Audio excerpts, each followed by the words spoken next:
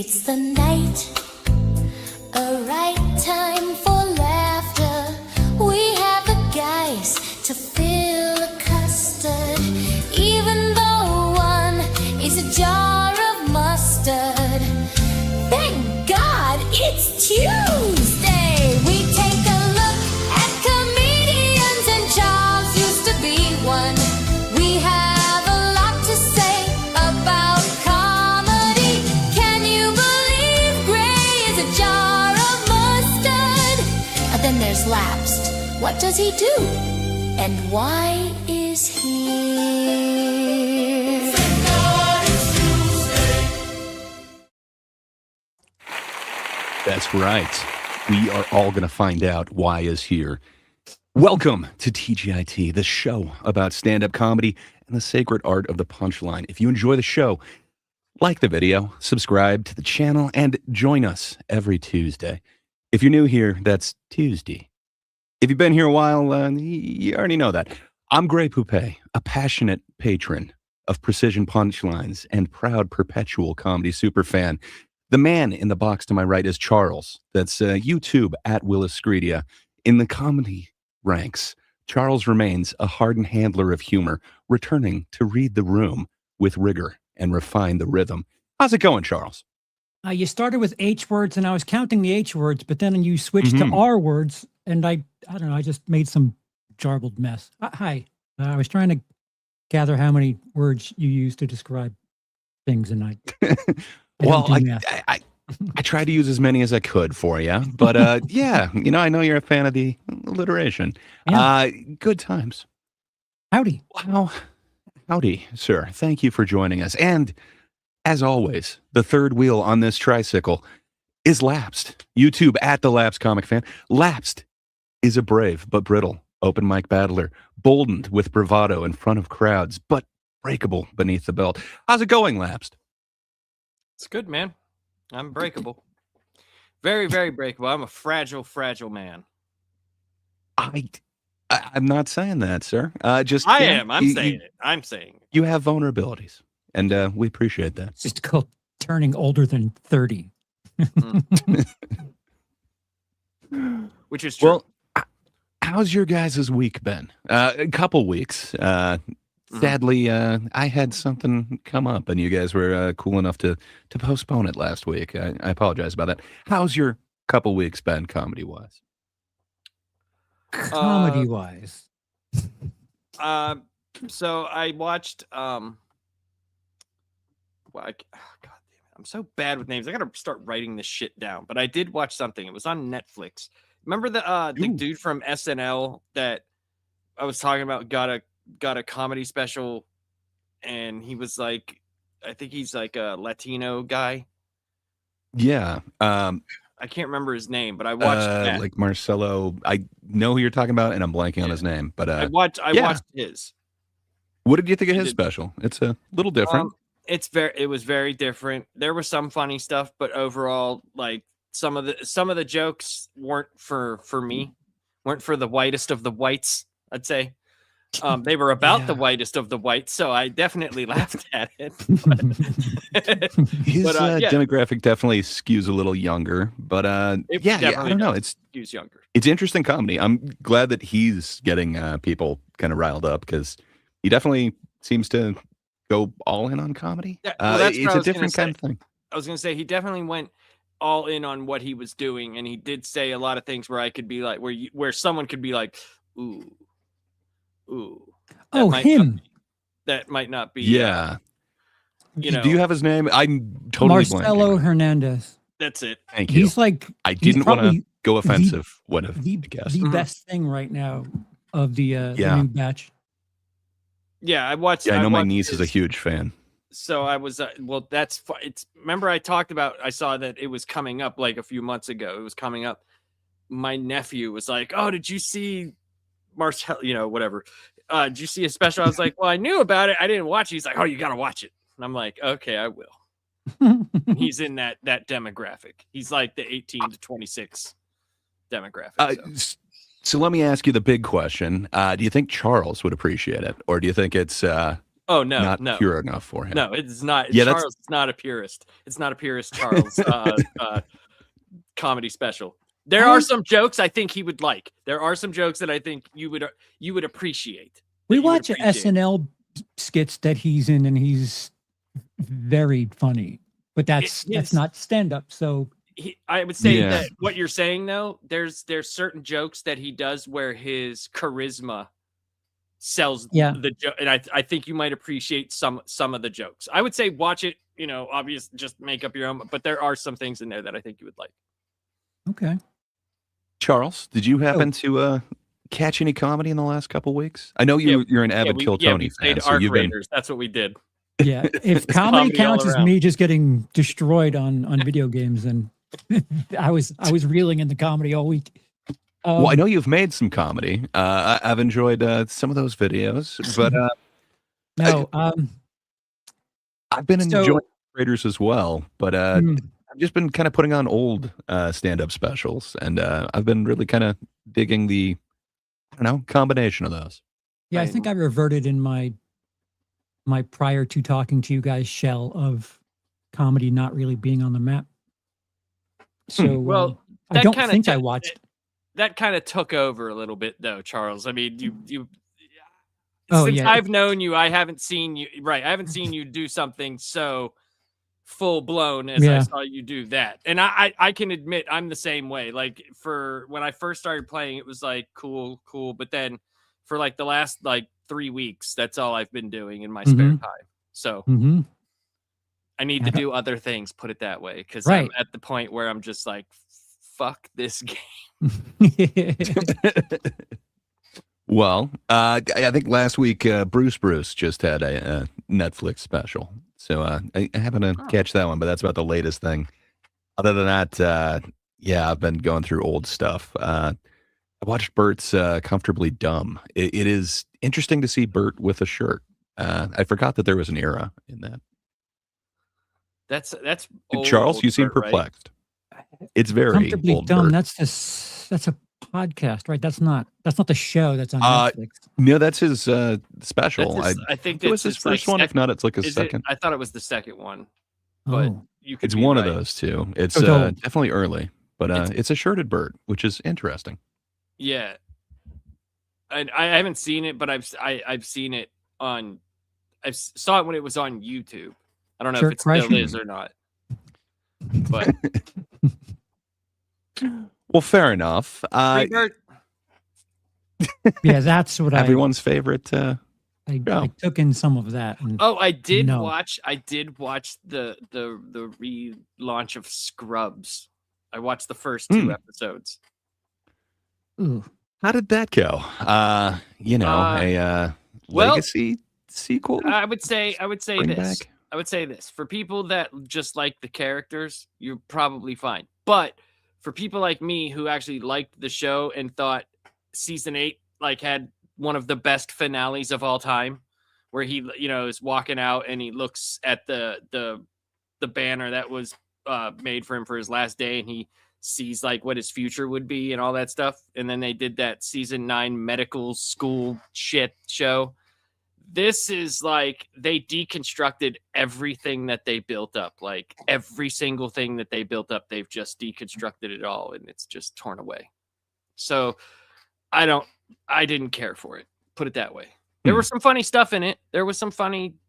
I was surprised that they kept the Todd the same. They kept him the same, sexual deviant, talking about his dick.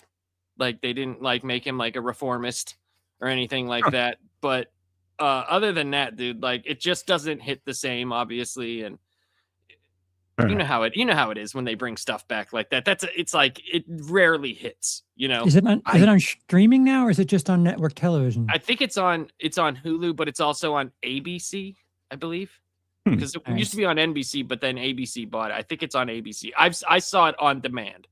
That's how I saw it. I didn't watch it on Hulu or anything. I just saw it on demand. It seems like they get a little bit of bite when they go to streaming, but if they're still on network television, I believe it is on network TV, because that's where I saw it, and it did have. I think it had the ABC logo. I'm not sure. Someone in the chat might know. So Justin just said it's probably on Disney Plus, which is also Hulu. I had a similar-ish bad experience. The Burbs. Did you know that they made it into a series? Only modern? I had heard about it. I did not watch it. Is it horrible? Just be it's honest. not. I didn't enjoy it a ton. It does have some fun cameos in it, but yeah, it seems to miss what I like about that movie. So it's interesting. It's just they made it something else, and I don't know that it works for me. But I don't know.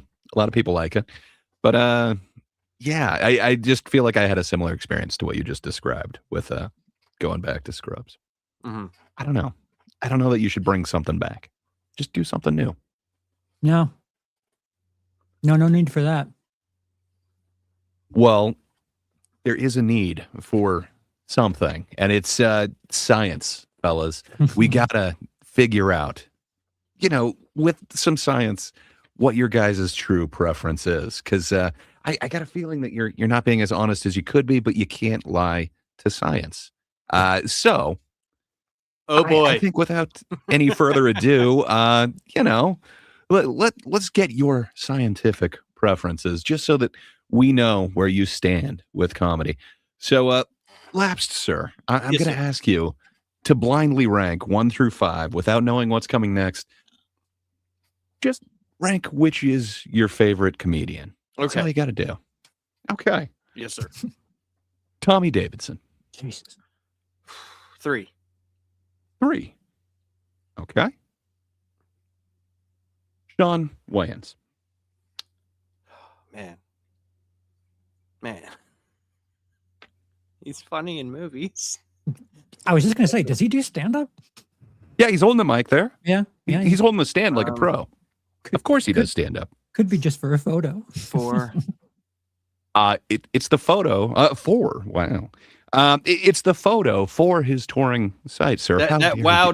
doesn't help. Like, that's not enthusiastic to me. So Mr. Jamie Foxx. I like Jamie Foxx. I think he's funny. So 2. 2. Okay. Marlon Wayans. Mm, God damn it. mm. 5. 5. Huh. No love for the Wayans brothers. Now, Phyllis, Okay. I and like the Wayans. I leaving like number 1, it is, of course, Jim Carrey, or crushed it. I somebody crushed who this looks kind of list. like Jim Carrey. I agree. And you know what, Lapsed?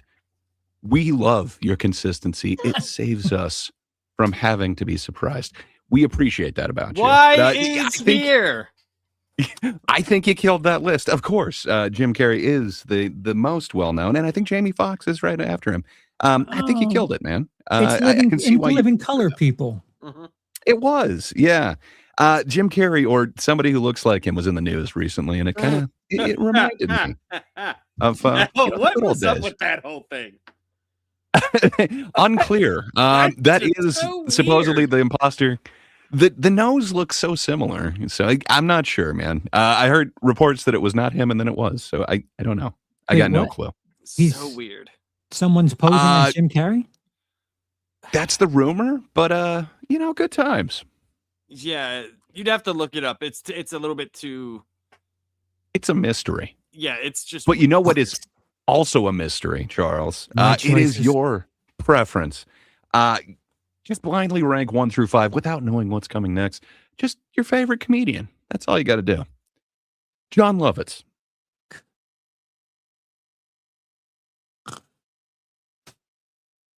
4. 4, you say. Wow. Okay. Kevin Nealon. Yeah. 5. 5. Oh, come on. He's got a great joke about being whelmed, but not overly. I love me some Kevin Nealon. How dare you? Damon Wayans. 3. This is going to hurt 3. so bad. Huh. Daryl Hammond. 2. 2. Fuck. Meaning, number 1, your favorite comedian, Leslie Jones. Huh. Okay. Kind of, Well, kind of anticipated where it was going, and science doesn't lie. Thank you. You've done a fine job outlining your comic taste, your comedic taste, that is, in permanent marker. I really God. appreciate that, Charles. Thank you, sir. John Lovett starting the damn. What's wrong with John Lovitz? I don't know, in the back of my You head, gotta I'm love like, it. Mike Myers, Dana Carvey. Who else could be from this SNL thing? And then Damon Wayans popped up. I'm like, oh, I don't know what He this was there is. for one season. It was a short season, but Man, he? did he got he was fired on in there. a blaze of glory. Really? Oh yeah. When did Yeah, was it you- before or after In Living Color? After, but It was after, and you'd have to see. He did something live, and they were not happy with him, Oh, and he was pissed. It was on that. Wasn't it on Gray? Wasn't it on that SNL 50 thing? I think so. I know I was saw it in a doc recently. I saw it in a but I watched documentary. like 3 of them. Yeah.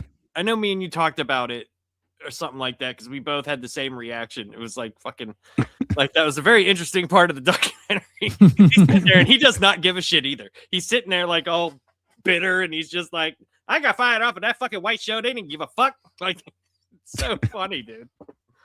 And he did. I can't remember exactly what he did, but he did something. Didn't he act like gay or something like that? Or they wanted him to be gay and he was like super overtly gay. Something.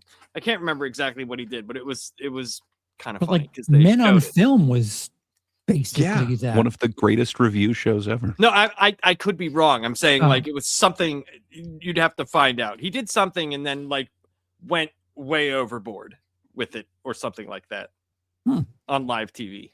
Huh. Interesting. Yeah, I'm completely unaware. My news for SNL related stuff was I watched Being Eddie, and that was interesting seeing his behind the scenes portion of, why he wasn't on SNL for so long. Mm-hmm. And it turns out that like he was just more disappointed in people in the writing room and so on. Not so much David Spade, but the people that allowed that to get through. It's Now, really interesting. Do you or do you not, or are you not kind of excited for a Eddie Murphy comeback with a puppet? It's more than a puppet. He's got like a little community of puppets. Yes. So are you? Would you be excited for it? I mean, I like Eddie. I mean, get that fuck you Murphy Land. Netflix money. Yeah, like There you go. Yeah. him playing around with other people's money. I would like to see that because as much as Norbit sucked, I still appreciated what he did in What that. he did. Yes. Right. Yes. So yeah, fuck it. Let him fuck around. I don't give a shit. Not my money. Murphy Land could be I mean, you funny, got a point. dude, and then they could cross over with the Muppets, and they could have like Black Label Muppets. It'd be great. Oh, you got to go It'd be dark awesome. Muppets with that, man. Yeah. I don't know if they would associate, but I don't know. So do you think he's a fan of Jeff Dunham? I think, I would prefer the Murphy experience over. That would be awesome if he just totally steps in on the Jeff Dunham market. That'd be great. Just crushes him. And not even doing a good one. Just you Right. see him moving his lips, and it's still just better than everything. I'm all in favor of that. Yeah, I would be down to watch a puppet comedy if it's coming from Eddie Murphy. Mhm. That may be the only time. I'm not a Mhm. fan of the puppets. I don't know why. I don't trust them. It's not with another human, but like Crank Yankers was kind of funny. It had some funny stuff on it, and maybe like a For sure. Muppet I still don't trust them, show. Dude, I'm with you. Have you ever seen the old like Kermit the Frog like coffee commercials? What? Yes. Yeah, where he used to hot coffee and he would like shoot the shit out of someone with a gun and like, oh, it was ridiculous, man. Go It was a no. different check out time, the- Charles. Go check out the Kermit the Frog coffee commercials. All right. Yeah, you'll see. You'll see. It's very interesting. I can't remember what coffee was it? Let me look it up. Kermit coffee. I am totally blanking right now. Wilkins. Wilkins coffee. That's what it is. Yep. Oh, Yeah, and like he'll like That sounds blow like some up the good coffee. little thing and like yeah, it's dark, man. It's not exactly Kermit. No, it was Kermit the Frog. It's Kermit like. No, it was Kermit. It was way back then. Yeah, it was Kermit. It was season 1, Kermit. Huh. I don't know. Well, the 50s. Jesus. You're not familiar with an 80-year-old coffee commercial? Come on, No. Charles. Yeah. Yeah, Shot in black and white. It says, yes, Kermit did appear in coffee commercials in the 1950s. He created the prototype character named Wilkins for a coffee brand, which became popular in advertisements. The said, and the commercials featured Wilkins and another character, Wantkins. So it was the prototype for Kermit. Proto Kermit. Prototype. That makes sense. Yeah, he has it a was good Jim like a dummy Henson head. fucking doing Right. Kermit, dude. That's what it fucking was. It was the same goddamn voice. Well, I like coffee, and I'm okay with that puppet, but I'm still not going to trust it. There's something about puppets, man. I don't trust them. Hmm. But there's something that Charles trusts, and that's that we can honestly judge 5 minutes alone. I don't know why he believes that we can do it, but yeah. Oh, I probably should have gotten that ready, but we have a video intro somewhere or something. There it is.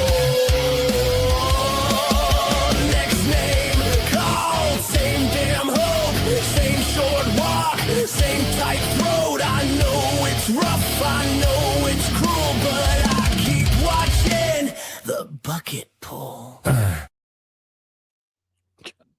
Yeah. Perhaps that needs a little bit of an update, but yeah, it gets me in the mood to watch these bucket polls. Thanks for going to the effort of putting these together, Charles. So Oh, yes. I need to You explain what you've done. intervene. There's something of a hybrid here. I'm not mistaken. I'm not sure. There's more than one episode of Kiltonian here because we've been away a little bit. There is a little bit of a hiccup because he gives a super small book this time. Super small counts as small. He doesn't give any mediums out. So regular small is medium, large is large. So just if the thing comes up where he says 1/8, that's actually small. Small is actually medium because he doesn't give out mediums in this batch. And large and no books are still an option. And we have a returning guest. This is the first time that we have someone that we've done on bucket pulls already back. So I'm excited because... And they say it's random. We could tell. You look interesting. overjoyed. So yeah, no book, Well, small book, okay. medium, large book. Based on the Okay. minute. Okay. And we're not supposed to factor in this amazing interview that definitely earns part of the book. Okay. So just I think that should be no big deal. I think Laps could agree to that. But all right, without any further ado, let's get to the first poll. Your next bucket poll. Lindsay, you know how the show works? There's a puppet. Yeah, I have Don't fucking trust it. face fuck. Okay. 60 seconds uninterrupted going to Ryan Dordery, everybody. Ryan Dordery. Here we go. The show continues.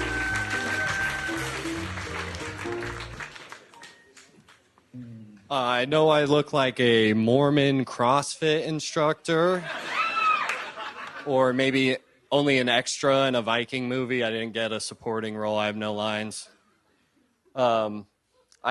Despite that, I have the emotional and financial stability of a 14-year-old with a stolen credit card and divorced parents. I spend most of my money at the strip club on escorts and on weed, honestly. Thanks for telling me. So my solution is I'm going to go to a medical trial here in Austin. They're going to inject my butt with HIV medication. And in the cheek, not in the hole, in case anybody was wondering. I'm Hey, really it's my right. I'm really afraid of public speaking. So the only reason I did... Want to finish that? The only reason I did this was to try to get Kim Congdon's attention. I tried to send her flowers here. Holy shit. Holy shit. This is a live stalking? This is what this show's come to? Pause. Wow. So Kim Congdon from last episode, a very funny female. I can see why he's into her, but gross. Huh. I hated that. Yeah. So I'm assuming this is like the first time that dude's been on stage. I don't know if he is aware of the concept of a joke. Like he had some kind of setups, but then it just nothing. Like his first two lines felt like they were written material. They weren't remotely close to being strong or thought out like jokes. But from there, it was just well, like how nonsense. does it? It goes from what he looks like to all of a sudden he's at a strip club, but he's also buying weed and escorts. Like what? There's no transition to that, and then there's nothing from that it goes. I don't understand. Like, what's the punchline? Is it just, oh, this dude gets hookers and weed? Good for him.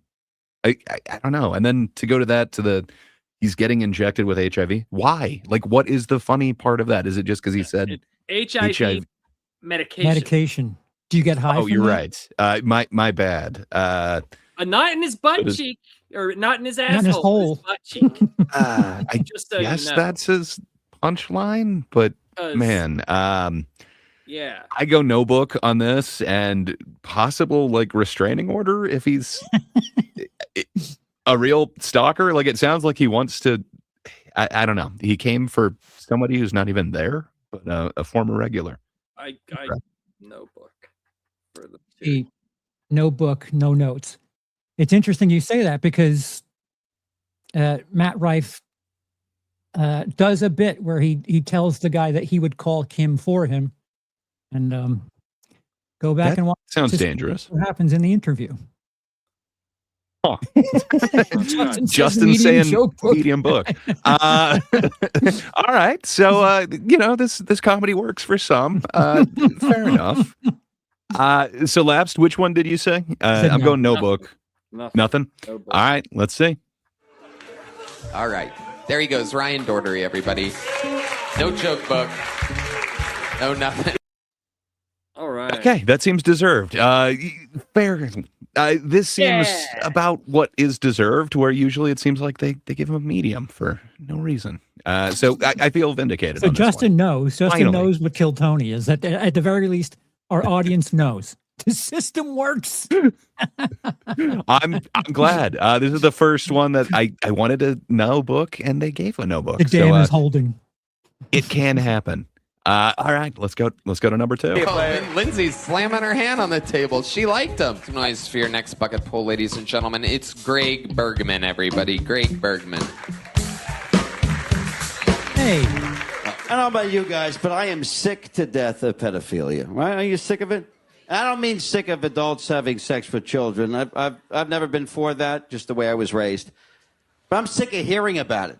You know, in New York, it was all I heard about was privilege and race, and that got annoying. Then I come to Texas, and all I hear about is vaccines and pedophilia. Vaccines, pedophilia. It's all people talk about, vaccines and pedophilia. If I hear about vaccines and pedophilia one more time, I'm going to take 10 booster shots and fuck a kid. You know, I'm bored of it. It's enough already. I want to see what what all this fuss is about. You know what I mean?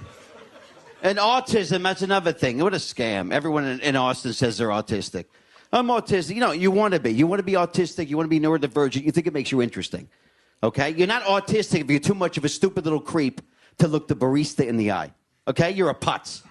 You want autistic? That's what people like? Yeah, I'll tell you autistic or neurodivergent. Last summer, during the flood, I walked around in 100-degree heat, and I was afraid to use the bus card that the mental hospital gave me for fear that the invisible material I thought would explode when I swiped it to the bus and blow everybody up. That, my friends, is neurodivergent, okay?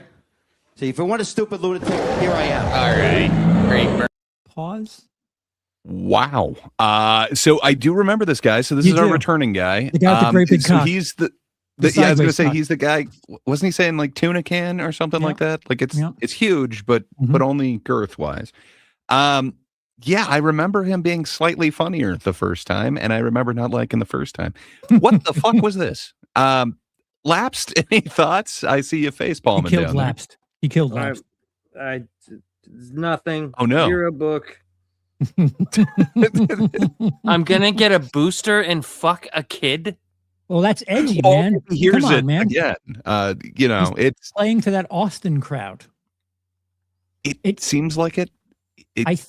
It sounds like if you were to ask AI to do edgy comedy from the 90s, like if you just showed AI videos of Dice, Sam Kinison, Bill Hicks, and Dennis Leary, that's what it would put out. Just like here's that style, but no sort of Hey, I was taste. thinking about taking a booster shot and banging me a kid. Bada bing, hey! Bada boo, doody doo, hey! Yeah. You just Shut the fuck up. sounding hardened, but there's no real humor to anything you're saying. It's so ridiculous. Like, as soon as he said that first joke, I couldn't even lift my head up to look at him anymore. I just didn't want to look at him. I didn't even want to look at the guy. Yeah, it feels. I guess Charles kind of nailed it when he's saying like that '90s edgy thing. Yes. So Ms. Sparkles in the chat, she did tag me on Twitter with a rather edgy subject matter of a joke, but it's this comedian Ty Rivera, who's I love that dude. I think he's hilarious. Mhm. Some people kind of hate him for his kind of stance on Austin and kind of spilling the tea, but Mhm. he is able to tackle a bunch of like really tough subjects and still make them edgy, but really funny. This, it just seems like the guy is like, let's talk about, PDF Dude, files and dude, vaccines. That's he what had this the Austin fucking- crowd loves. Yeah, he had the Austin fucking dartboard. Yeah. Mhm. Yeah. And then what about the autism, man? We didn't even get to the autism. It's like, No. so first off, what did he No, say? Like, you're not autistic, you're a putz. Hey, Yeah, his thing about not wanting to touch the plastic from a bus card is his neurodivergence. Like it's just a complete No. airball. It's a complete airball. That appears to be him having a lapse with reality, but man, I don't know. I guess I just don't understand. You're right. It is a complete and utter airball, but I don't even know where he was going with that. Like you're essentially like attacking a mental condition, which doesn't seem to be harming anyone. Like just because you can't make eye contact. Like I don't know, man. There's part of me that thinks that he like really was going to get a response one way or another with the fuck kids line. And the fact that it just didn't do anything. It didn't bother them. They didn't gasp. They didn't laugh. So like, I think he just hit the gas and just the went harder. Crickets heard crickets. Yeah. Like, Yeah. just- You no could hear a book for cricket me. fart no, in that no crowd. book. No book. Even though I know this dumbass gonna give him one, for me, no book. So I think he got. I don't think it was a large book last time. He got a medium book last time. I think he got a medium book. This definitely doesn't deserve more than that. So I think since he got one last time, I'm going no book on this. It deserves no book. If there's any justice, we're getting 2 no books in a row. But I guess let's see. Bergman. It's a party. It's a party. It's a God party. damn it, I had jokes that were good too. I thought you wanted the. Why didn't you do them? Because I thought question. the first one was good. What the fuck, the kid? I was gonna. Here's a little joke book, Greg. I'm No, gonna keep it moving on. Why? Yes. He said Oh, medium. no. Right, medium. No. I forgot. He So- said little. So but, little is technically medium because he does smaller than little. Yeah, Uh, okay, I remember. Yeah, okay. I don't think he deserved it. He has a previous one. He should use it and write something funny.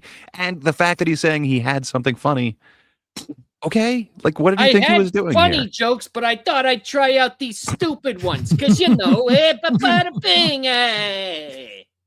Something tells me this wasn't exactly random because he was just on 2 or 3 Over weeks here, ago. Yeah. over there. Come on, Charles. Come on, Chaz.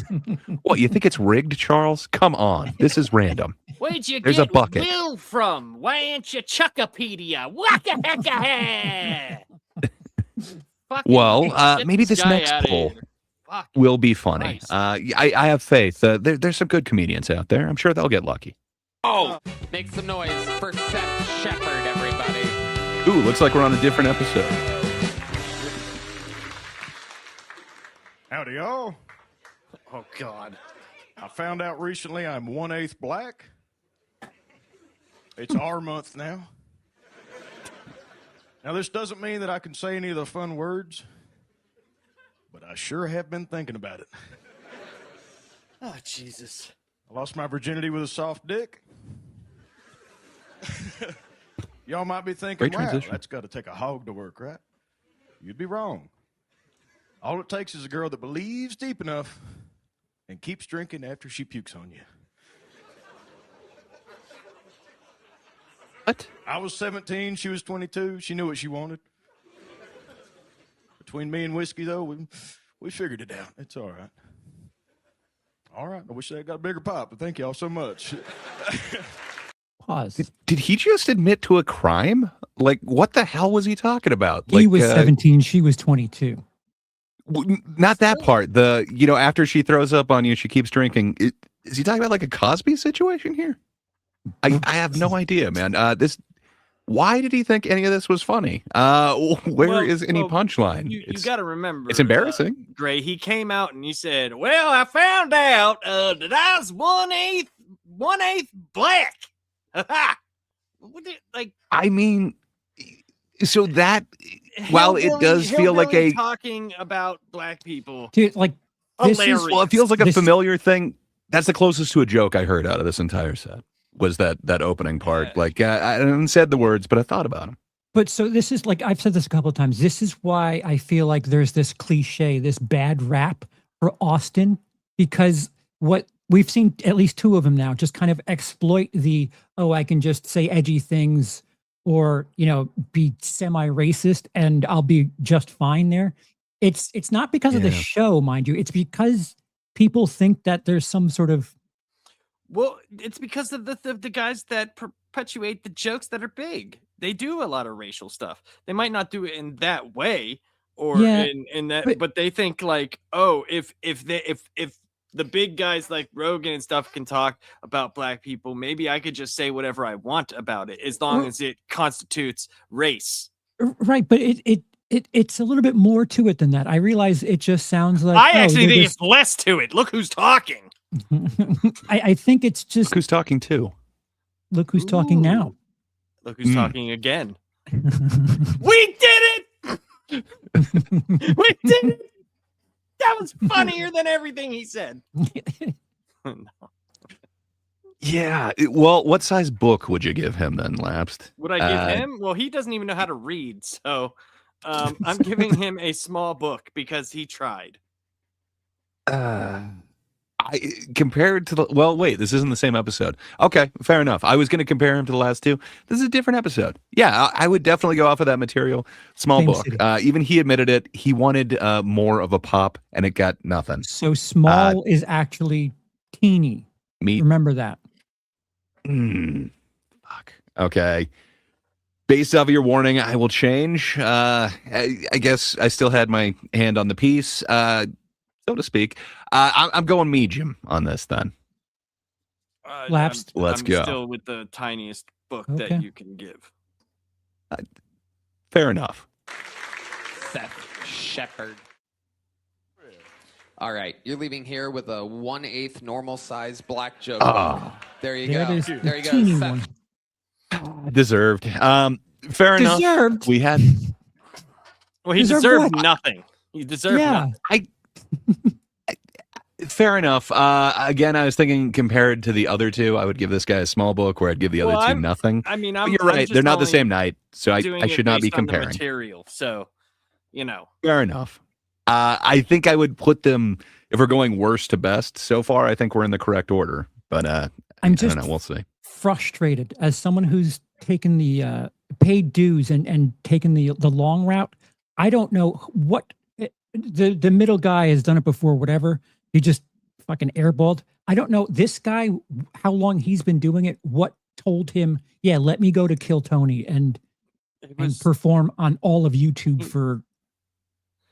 Yeah, I don't think I got think kinda that's the thing, charisma. though. I think that's the thing, though, man. I think if they get too deep about it, people probably just do this for something to do.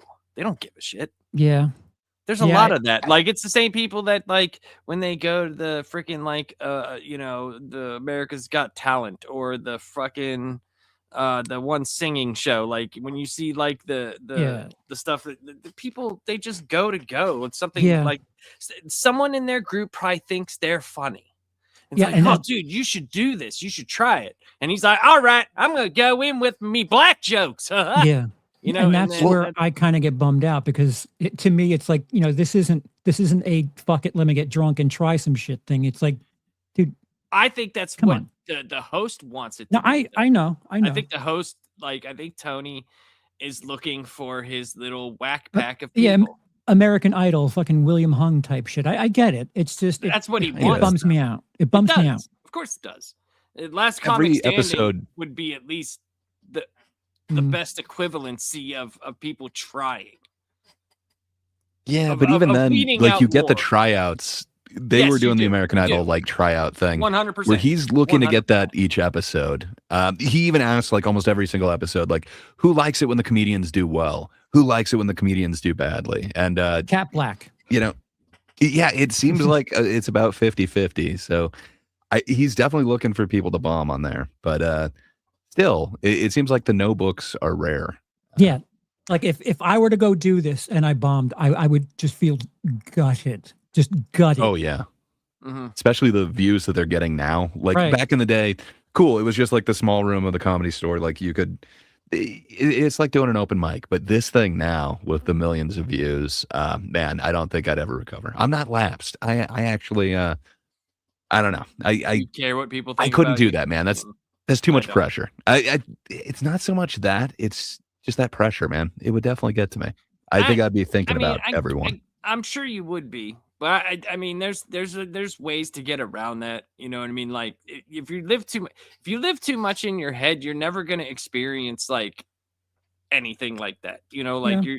it might be too hard, and it's totally understandable, dude. The first time I had to speak for work and actually I was actually like, I didn't think I would be, but like, man, when the first person went on and I knew I was going on in like 10 minutes, dude, I got sweaty. I was like, Mhm. what the hell is happening? My heart rate was all up.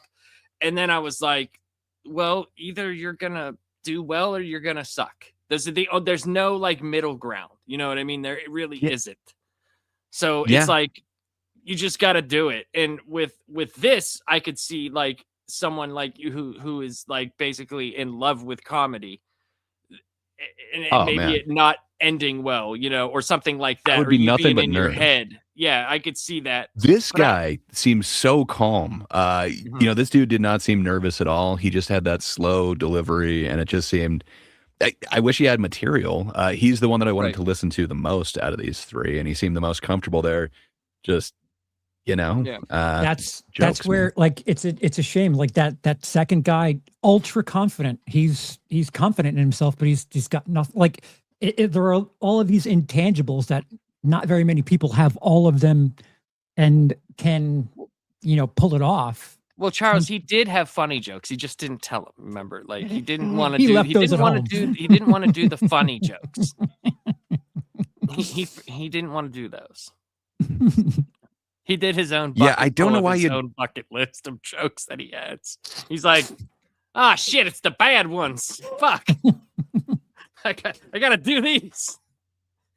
Yeah, I have no idea why you'd keep those holstered if he actually had good jokes compared to what he actually ended up putting out there. I don't know, man. I don't get it. But okay, small book and a no book. So let's go. Shepherd, everybody. On to the next one we go. Your next bucket pull, ladies and gentlemen, goes by the name of Julian Casas. Julian Casas. Oh, God.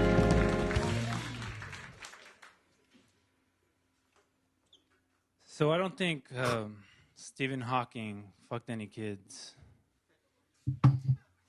Because how?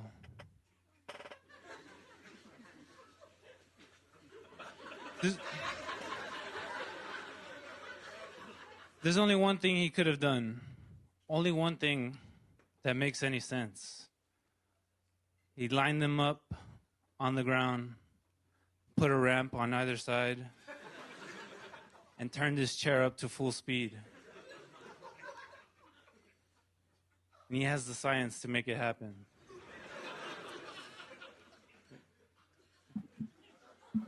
I could just imagine his tires creating fire tracks. And I'm pretty sure that's how his face got that way. It's just the wind resistance. You know what I mean? It's just like... All right. That's my set. Hey. Huh. Dude, that guy's wind gonna be on resistance this thing- show like forever. He's gonna be on this show forever. That's what's gonna happen.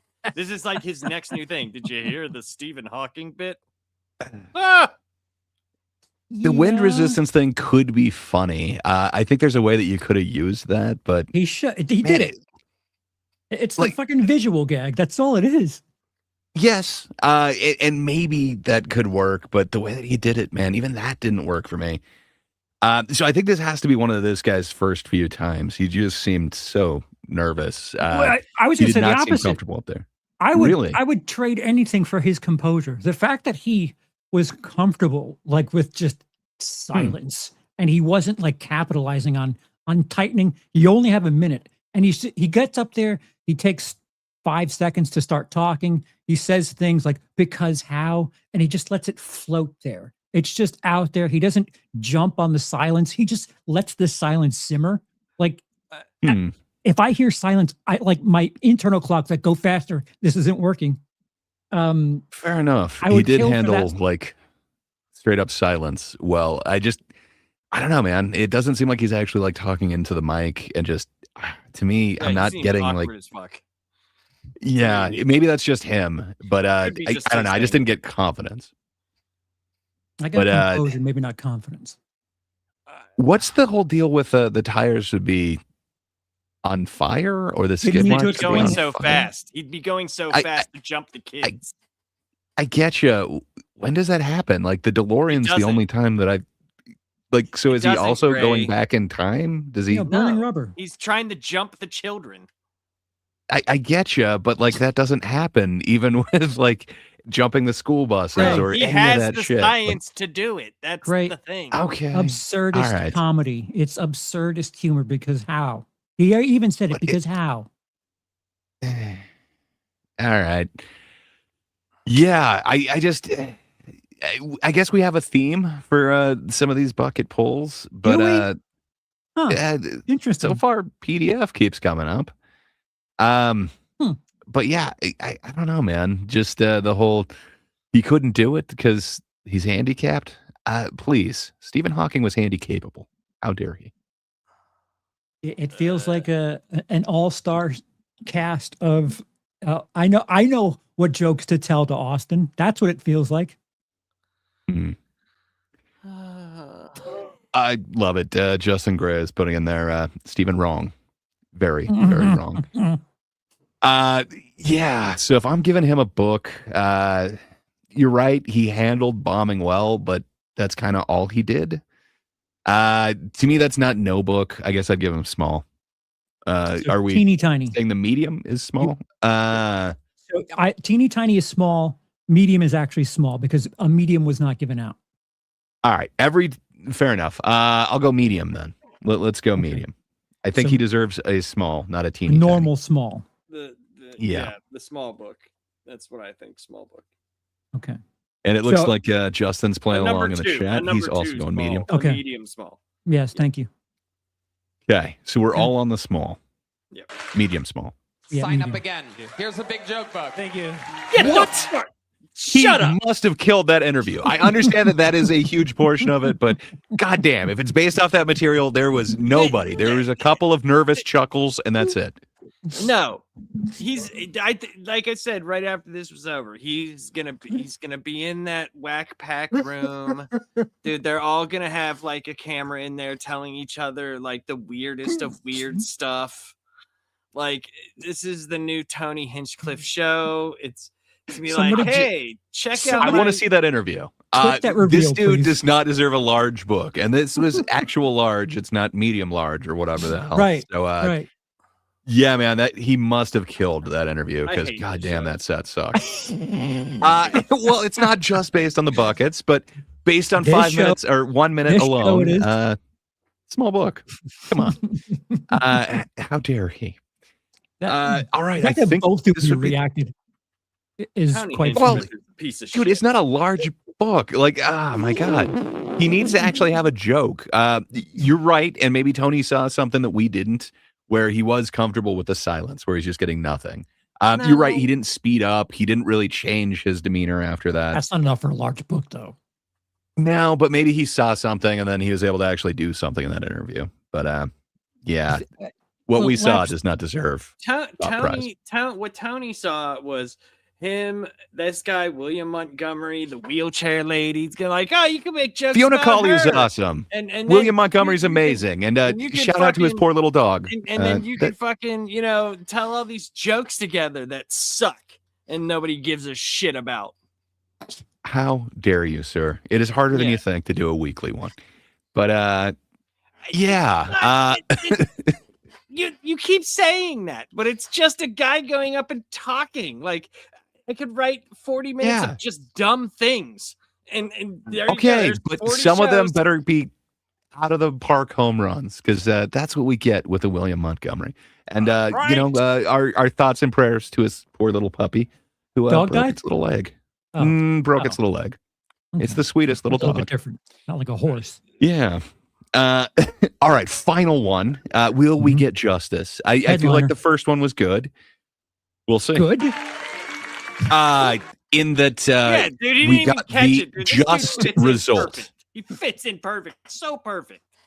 With the Tony Hinchcliffe tard barn that he has going on. Is he trying to make like a modern? So just to version of clarify, because Jerry's I Case? seem to have. There should be a telethon for them all. But sorry, just to clarify, since I shocked Charles by saying the first one was good, I meant the verdict, the book awarding seemed Okay. good and just. It was Fair. nothing. Fair. It seemed fair. That's a better way of saying it Okay. rather than good. Fair enough. So I'm hoping for another fair judgment on this one, but final one. Next one, it's Nick Cano, everybody. Nick Cano is next on Kill Tony. Looks like it could be funny. Oh my god. I was talking to my black friend the other day on the phone, Right. and he was ignoring me. It was really pissing me off. So I was like, you know what, man? Fuck you. Go to hell. You know what? Go to black hell. And that got his attention. Yeah, he turned around real quick. Yo, black hell is crazy, bro. Is it? You guys think hell's not segregated? It's run by the fucking devil. Like the most evil guy of all time. What do you think black hell would be like? Just more every day, finding out you are the father forever? Baby's name is Smoke Detector, always needs batteries, you know? There's gay hell. There's 2 levels of gay hell. There's top end, bottom, hell yeah. Not homophobic, I just hate people that love to gossip. Japanese hell would just be Vietnamese heaven. I don't know. I think Mexican hell is actually froze over right now because of all the ice. I'm just really glad I don't have to go to Indian hell. Can you imagine how bad that place fucking smells? Holy shit. Thank you so much, guys. Fuck yeah. Hey. Wow. So we are talking about Hackness a little bit later. That was a pretty solid hack set right there. That was Yeah, nothing but stereotypes. You could almost fill out every one of the punchlines for him. oops, all stereotypes. Yeah, there's a couple that kind of I don't know. Maybe I wouldn't have predicted, but man, that was some pretty solid hackery right there. Lapsed. Any thoughts? Nope. I see your face palming again.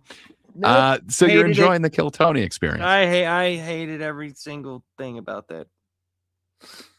That was awful. Yeah. So, Gray, to your I point mean- before, if these Yes. 5 sets were just, there'd be 0 joke books given out, and that I is think not what so. happened. Maybe I would give the third guy a small one based on how these other ones did. I think his was the one that I enjoyed the most. But yeah, I'd be cool with all of them getting nothing. I would just say, good day, sir. But yeah, as for this one, I mean, there's a premise in there that could be funny. Like, I've never thought of, is hell segregated? I mean, I feel like there could be something to that, but just, man, It's an I do idea. not enjoy. It's a premise. It's not well thought out. No, I got to admit, there's like a kernel of something there. It's just a premise I never really thought of. It's like, yeah, the devil might segregate stuff, but still, I don't feel like there was any sort of pop on that. There was no reason to go with that premise, and then we're just immediately going to every stereotype you can think of. Well, yeah, it's just ground floor. It's an interesting idea. It's a intriguing start, but then it's just ground level stereotypes from there. It's just lazy. It's like really lazy. Hacky. Yeah. It was Yeah. bad. He got a little bit of a pop from the audience, not much or anything like that, but compared to everybody else, I'm guessing he's giving him a book. This isn't going to be a no book situation. So the small book is what we're calling medium, right? Yep. I don't think this dude's getting a large, so I'm going medium. I don't think he deserves it. I'm going off of the material, and he gets nothing from me because that was just bullshit. I'm also going off the material. I didn't bring up what he could possibly do. I think I deserve some sort of acknowledgement. You thought that that I'm- material deserves a book? No, compared to the Exactly. other guys that are on there. I can't no, compare no. to the other people. I can only We go off do. of the 1 minute material.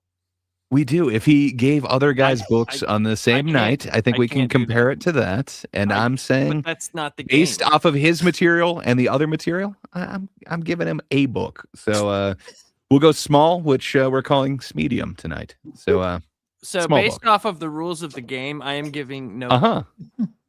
Okay. Fair enough. I think we're just interpreting the rules wrong. It doesn't say that dogs can't play. So let's go ahead and see the results. No, the rules Nick were Cano, judged off I, of the minute. Love your style. Love your jokes. Amazing stuff. Here's a big joke book. No, Great stuff. he loves his material. Seriously, like that. How did you not think he loves his material? It's Tony Hinchcliffe.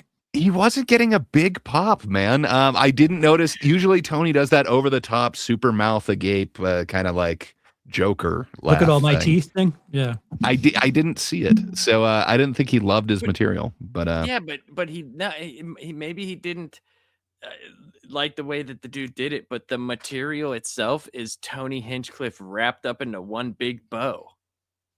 Has there ever been? Gay, black, better it's at that. all I'm not saying he's not better. I'm just saying the material, the premises that he spoke of are literally Tony Hinchcliffe's bag. Has there ever been a moment Fair where enough. Tony has purchased material from someone or punched up stuff for them? Because I feel like he Yes. would see some potential in the idea of a segregated hell. I know And- he's done writing for people, like for Yeah, that's what I was going to say. I know he's done roasts. Not roast only did he write writings for and other stuff. people, but yeah. I mean, generally, you have a couple of people writing for you when you're on a roast. So I'm pretty sure both of those. He's definitely written for others, but I'm Yeah. sure he had But- others write for him for roast. But to be Oh, conspiracy for this, brain, I don't know. Maybe. to be conspiracy brained, Ooh. he might want to butter this guy up because he has further use for that. But a segregated hell could be Oh. something that Tony could work on and make better. Oh yeah, he's hear gonna ya. be the guy in the whack pack that's kind of normal and doesn't understand why he's in the whack pack. Kind of normal. Like he can hold a conversation without going, I need to call the police. You know? Kinda like Fair if enough. you I'm have a sorry, I hadn't conversation gotten with that. William Montgomery. You're like, I don't really want to talk to you, and you need a bath, and I'm calling the police. No, man. He was awesome to talk to. It was a little concerning, but that element of danger really made that interaction that I had with him amazing. I mean, that's what I enjoyed want to do shaking his whenever I hand. talk to random people is have the element of danger involved. Oh yeah, dude. That's what I live it's- for. What can I say? But yet you're afraid to talk in front of people. Yeah, talking's weird, man. But you know, shaking a clammy hand is great. So let's see. Does Tony praise him anymore after giving him the large book? No, Donnell Apparently no. did not. Donnell was like, He you good. suck. Get out. Get out. Good. So there was what two notebooks, right? No, he gave a small Believe book to the so. dick One guy. notebook, then a itsy bitsy book, and then the Two larges and a medium. You're right. in that gathering. There were two larges. Yeah. I'm sorry, I don't see a large in No. that group. If anything, dude, as far as a theme for tonight's batch, I would have thought that this is just an onslaught of bombing. Just I bombing. don't. Even, yeah. What if I that don't Epstein? even see a medium for any of these. There should have been no books. Mhm. All around, no books. Based off of the 1 minute that they did, no books. Yeah, no. Nightmares and Nerdscapes. It's no book, small, one micro book, one small book, no mediums, and two larges. Yeah. It's crazy. The two larges is what's killing me. Two man. larges is the problem. Regardless of what else happened, the two larges is egregious. They must have been amazing interviews. I got to be honest, like based off of Timmy Nobrick's first minute, I would not have given him a large, but that first performance, yeah, he won me over. But I don't think these guys are that type of showman. So Yeah, I don't know. That does make me have to go back and see what the hell happened. Because it does what the not hell? make me want to go back and watch any more of them. I've seen enough. Fair enough. I gots to know, man. I gots to know. And I understand that. I understand that because it is weird. Like, how did it go from that to that? Like, yeah, it's just sometimes when there's like a personality like that, I'm like, I've met so many people like this that it's like, no, I don't want to hear any more of you. It happens to me all the time. Trust me. Happens to me all the time. I've had many people say to me, I don't ever want to talk to you ever again. And I'm like, I believe me. I don't want to talk to me either.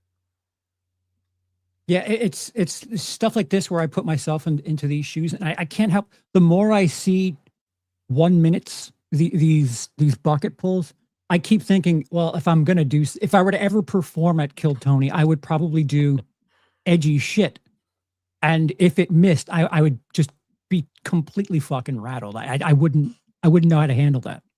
So it like totally fucks with my head on different levels. Like it as the potential person going on stage, as a person who's watched decades of comedy, and it's like it doesn't have any rhyme or reason. It doesn't make sense to me.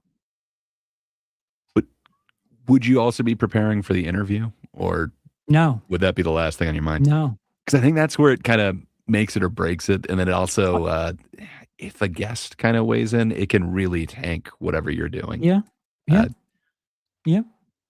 But it can also elevate it. I wasn't one know, to hang out with comics. Like I really should have, like even if for the sake of my career, I should have hung out with comedians and had some sort of networking thing, but I just don't like people. Like I was in my hotel room more than anything. I have antisocial type tendencies, and no one would have guessed. I can't tell if you're, never mind.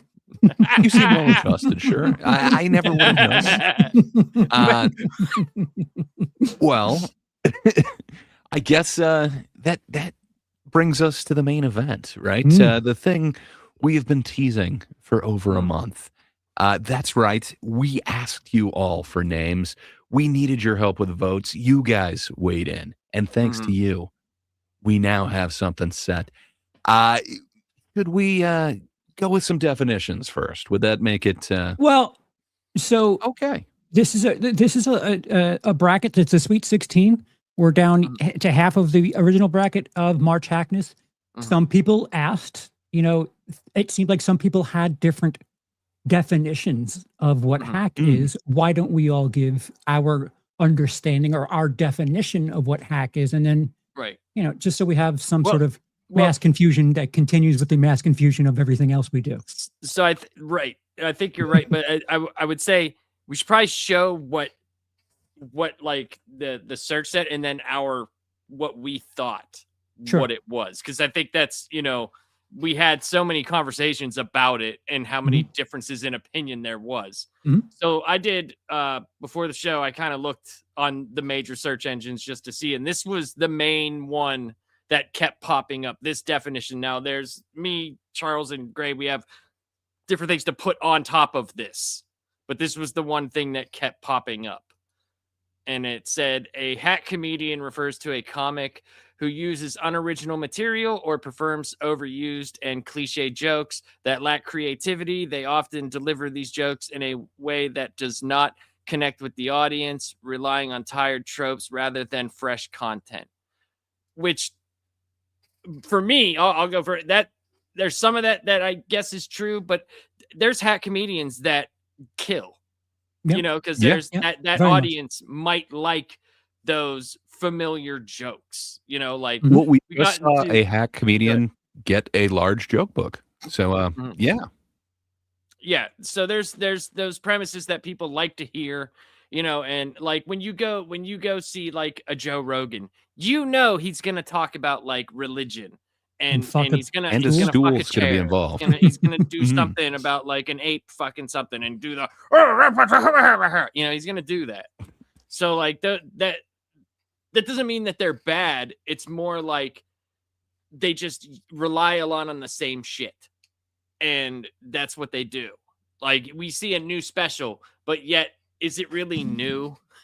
Or does it just feel like an extension of what they've been doing for the last how many ever years? That's kind of how I interpreted it. So For what did you guys feel? How did you add any more onto there?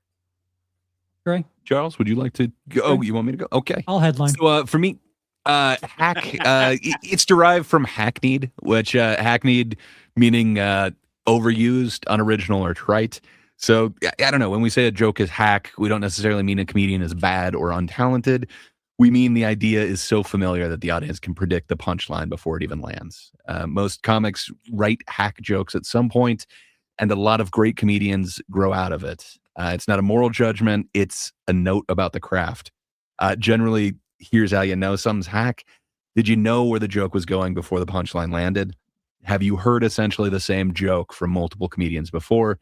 Did the joke rely on everyone knows this instead of any sort of specific POV? Was the biggest reaction applause instead of laughter? There's more criteria, but I think that's my main hack diagnostic test right there. Charles, were you using it in a different way? Yeah, yes and no. To be completely candid, I have used hack material. I've done quite a bit of hack shit. If you see any clips of me on the internet, my road sign stuff is pretty hack. I'm not the only person who's done stuff like that. My definition of hack would be that a comedian that is doing material that doesn't really make it distinctive, something that you're aware of that doesn't, like, can you picture someone else doing that same material? If you can, the comedian didn't make it their own. And if it doesn't really have a distinctive, this is my voice nature to it, I'm not saying everyone thinks that. I just have this feeling of, oh, that's pretty hack to tell a joke that really doesn't fit your persona, your character. And it's not exactly the same, but yeah, like you guys both said, if it's a joke that you just know where it's going, it's like you're not adding anything new to it. Although there have been some people who have had some sort of a joke that felt like it was going to be hack and then some sort of left turn. I almost appreciate that more because it's something like oh, you're not a garbage hack. That was actually quite creative. I think creativity is where a lot of it is unfortunate. A lack of creativity. I completely agree with that. Would we all agree that we witnessed some hack material, like specifically the Hell guy from earlier? All of it was pretty hack. Fair enough. I just feel like, you could write those jokes before they actually show up. I guess the one about Japanese Hell or whatever, I probably didn't predict exactly where he was going with that one, but the rest of them I did. It's stereoterios. Like like you have 5 potential choices. Like, oh, what do Japanese not like? And then or what are the stereotypes for that? And you just pick one. It's for sure. It goes further to, like, all of those comedians, not any one of them made any of that shit their own. So I would call all of those comedians hack because nothing really speaks to me about. Well, maybe the stalker was not hack because he was just being a fucking stalker. But I don't know. Is that creative or just weird? I mean, I haven't seen that that persona before, I guess I should say. I don't know. Maybe he's doing a Larry the Cable Guy type of deal. Who knows? Maybe he's I don't remember his name, but the stalker guy. Is there say those people are just like the first time they've been up there, except for the one guy who's obviously been there before, and he's obviously done comedy somewhere else.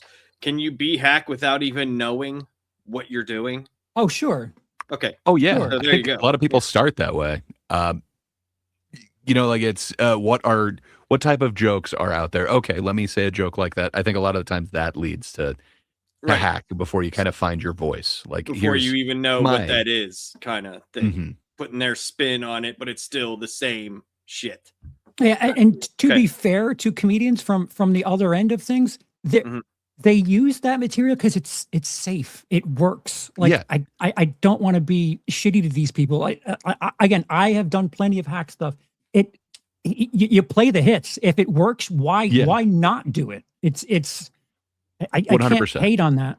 That makes sense. Yeah, because while everybody on this list is successful, they are out there. They are doing it. We're not saying they are bad or anything like that. But I feel like they could be more original, and they're not necessarily my cup of tea. But there's a few names on here that I actually really like. But we are honoring the people. We got these names from you guys, so we have to be just and moral. We can't give a large joke book to these guys. I'll point it out as we get to them, but there's a few names that I don't think belong on here. Gray, just say it. It's the audience's fault. Whatever happens here moving forward, it's their fault.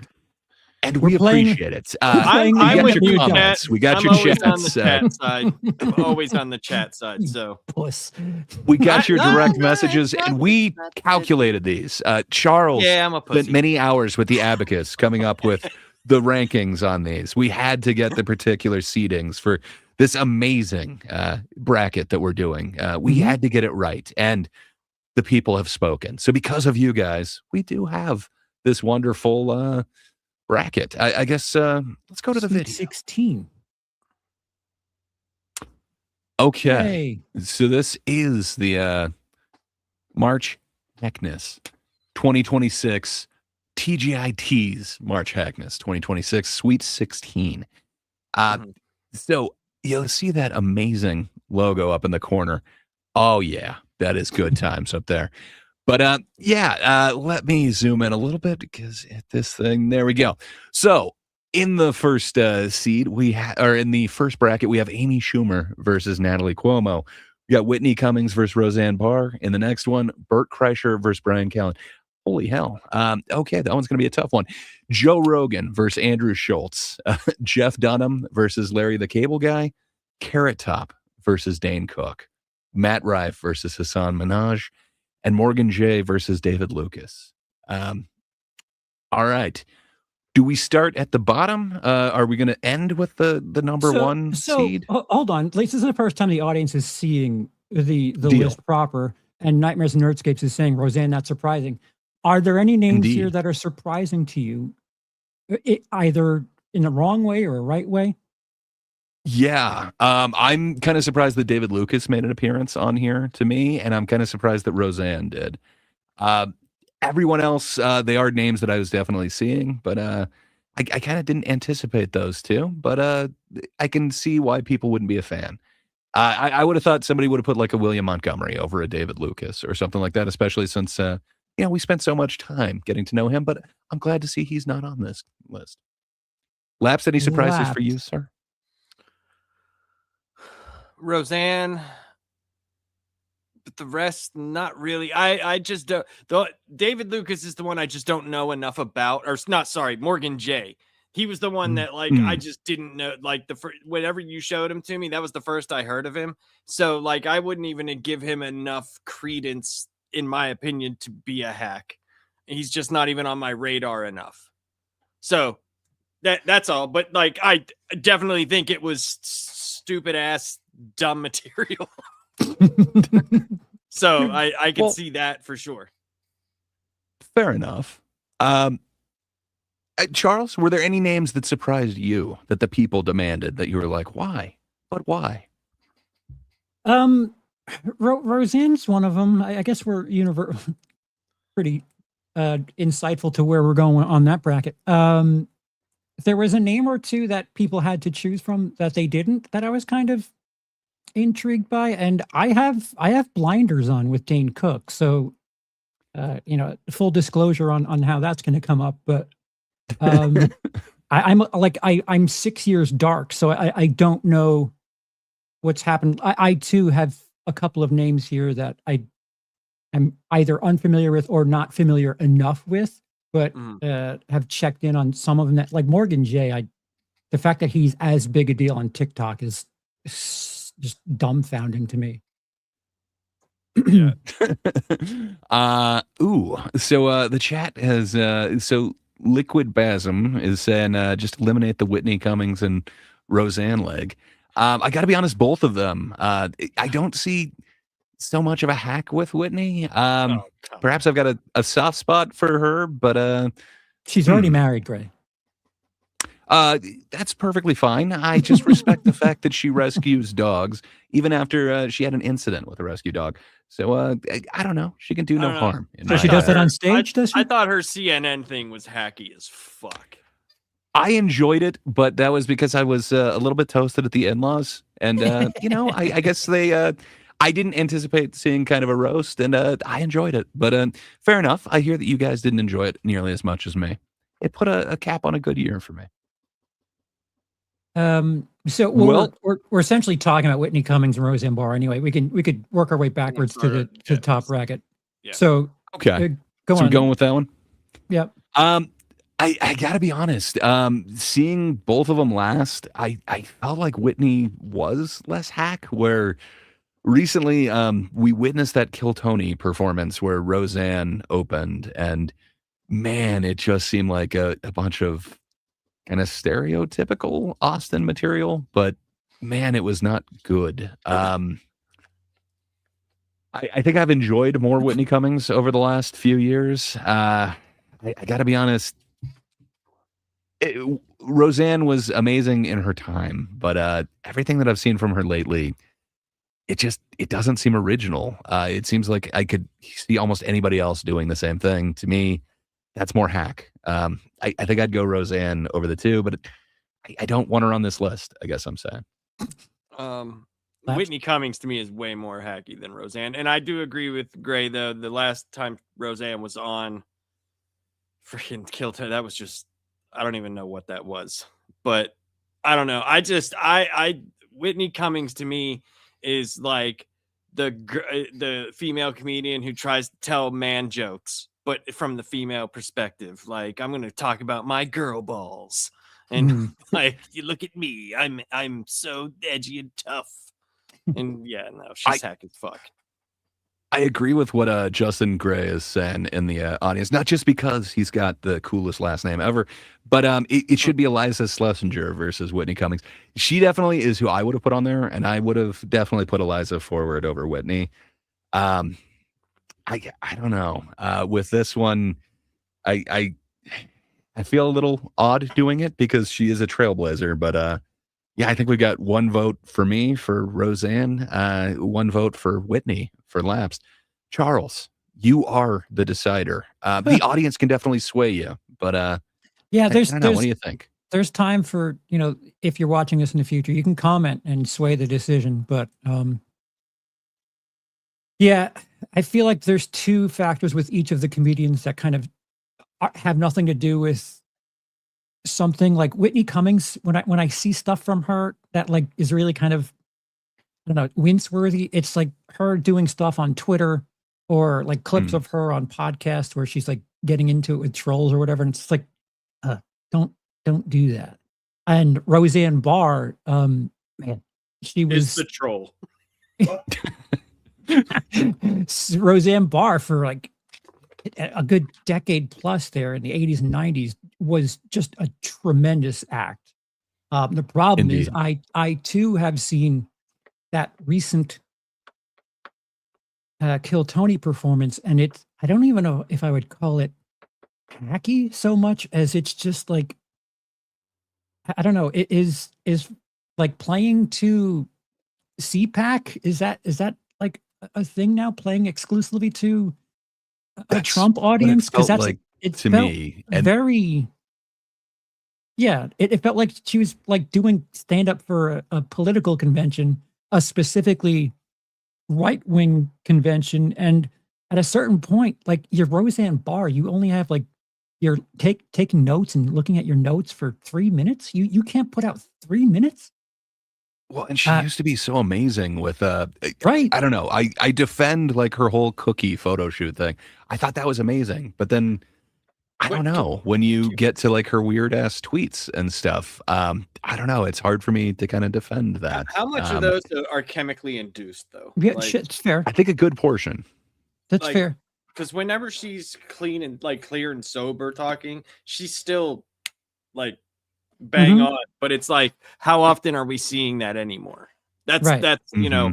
So I'm looking at the career overall. That's Right. how I had to Alright. do it. For And- me. I'm just saying for me, that's how I had to do And it. to that And I point, got a feeling whoever we put through in this, I think they probably are going to be out hacked in the next one. But again, we're focusing on this thing. to that point, if Roseanne Barr in that 3 minute segment were to do something hack, she could have done something like familiar, something safe. But what she did was, Mhm. I don't know, like something for fucking Turning Point crowds. Like it's just really weird. So to that point, she has an opportunity to just deliver 3 minutes of hack material and doesn't. I'm gonna go with Whitney Cummings here, to be honest with you. Sorry, I got distracted by at Dirge Laments. Get Carrot Top the fuck off this list. I hear ya. We let the people speak, and the top was the top of some people's lists for hack. Vote next time. Vote next time. Yeah. Tell us where we're wrong. Perhaps there's a wild card that will get overturned in this. We'll be But, doing this again next year. So, this is the first time we've done this. So There's still time to vote now. Make sure the there's- thing that you don't agree with doesn't happen. right. but Jaden with another amazing comment, Roseanne Xanax bar. Yeah, yeah. I enjoy me a lot of old Roseanne, but it's been a while. Nightmares and Nerdscapes. Carrot Top is anorexic Gallagher. Prove me wrong. Sorry. Sorry. I mean, Carrot Top has been more ripped than I've ever seen Gallagher. But fair enough. Also, I don't know if I would have. Well, we'll get to the top. That may be in a chemical moment, imbalance but, there. That but Charles, I think Yo. we sidetracked. Yeah. So are you going Roseanne then? It No, sounded I'm- like you were kind of leaning that way. I'm choosing Whitney said Cummings. Whitney. Ooh, I said okay. Whitney Cummings I missed that. So Whitney wins and goes through. for now. My bad. I'm sorry. I think the chat had me a little bit focused there. That is my bad. Mhm. Okay, so we've got our first winner, the 8th and 9th seeds. All right, we have Whitney. Should we go to the bottom? Should we go? Wait, yeah, all right. I have to make fluids happen. So if you Okay. want to get started on Morgan J and David Lucas, I can certainly jump in. I won't be that long. That's fine. Okay. Go Last. ahead. Like what? Okay, I'll go I ahead would say and this. start I'll- it then. Okay, good. Oh yeah, go right ahead. You All say. right, I please, said I sir. just didn't like. I personally didn't know enough about Morgan J. Right, I just didn't, and I've seen David Lucas all over YouTube, so I just didn't know. Like when you showed that the other couple weeks ago or a few weeks ago, I didn't even know who the guy was. So when I saw it, I was just like, I don't even know what the hell's happening here. Like, this is Yeah. this is all that he does, or does he actually stand on stage and tell jokes, or is it just He has a guitar at some points. He Right. does a couple of songs, but the main thing is that auto-tuned crowd work. yes? Cher mixed with Matt Rife. It's great.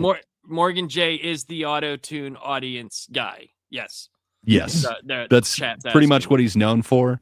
But Yeah. if you talk to Matt Rife, he's known as the crowd work guy or whatever. He says it's 50% crowd work, 50% his material.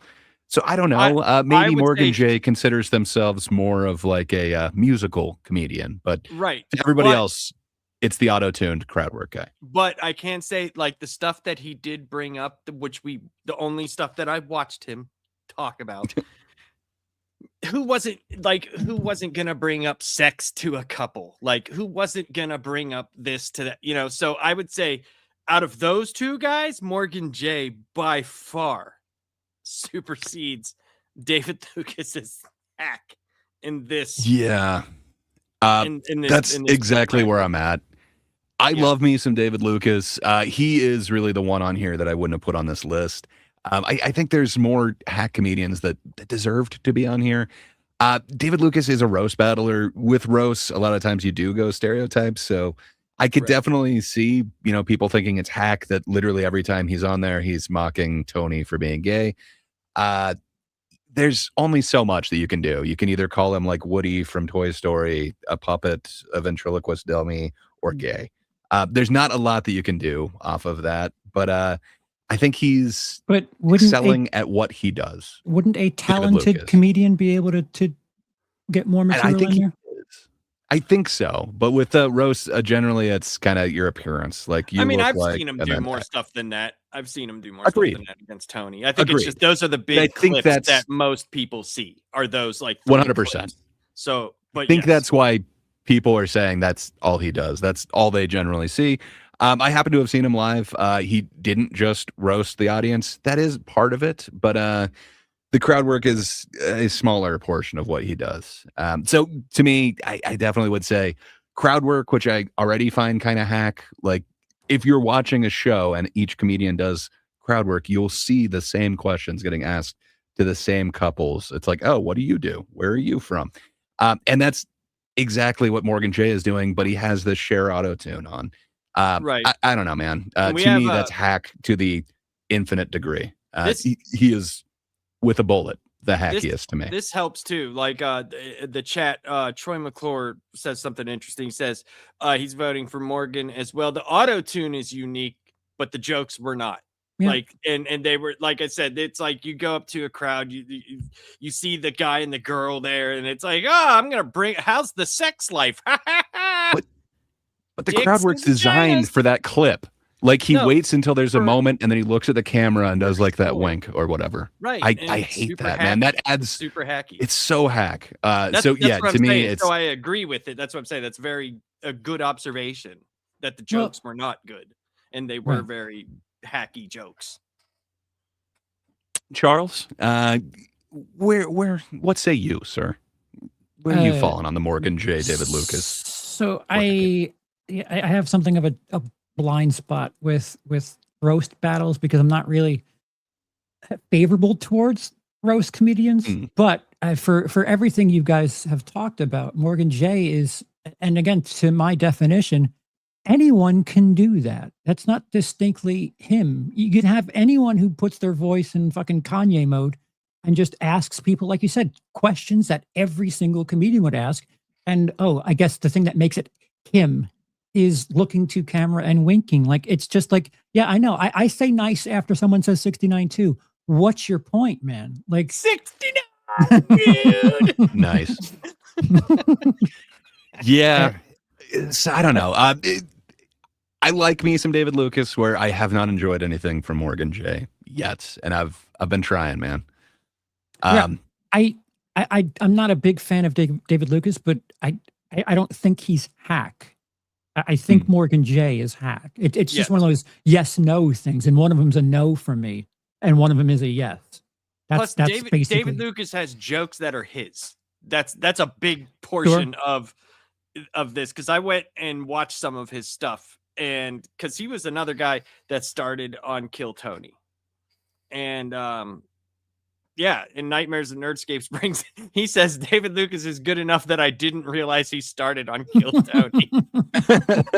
Well, he has progressed beyond it. He is like the But- Kim Congdons and the Sarah Wineshanks. He has moved on to greener pastures. Tristan Bowling as well. them. Yeah, the great comedians that you guys should familiarize yourself with. Who knows? Tristan Bolin might be the newest third skank. We'll see.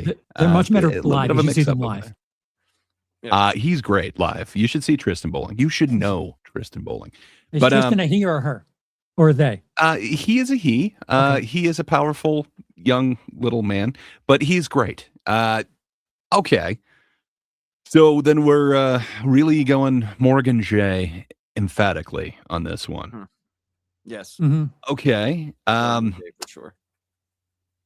I think maybe we go the middle one. That seems like okay. I should probably on full screen and see what the comment was.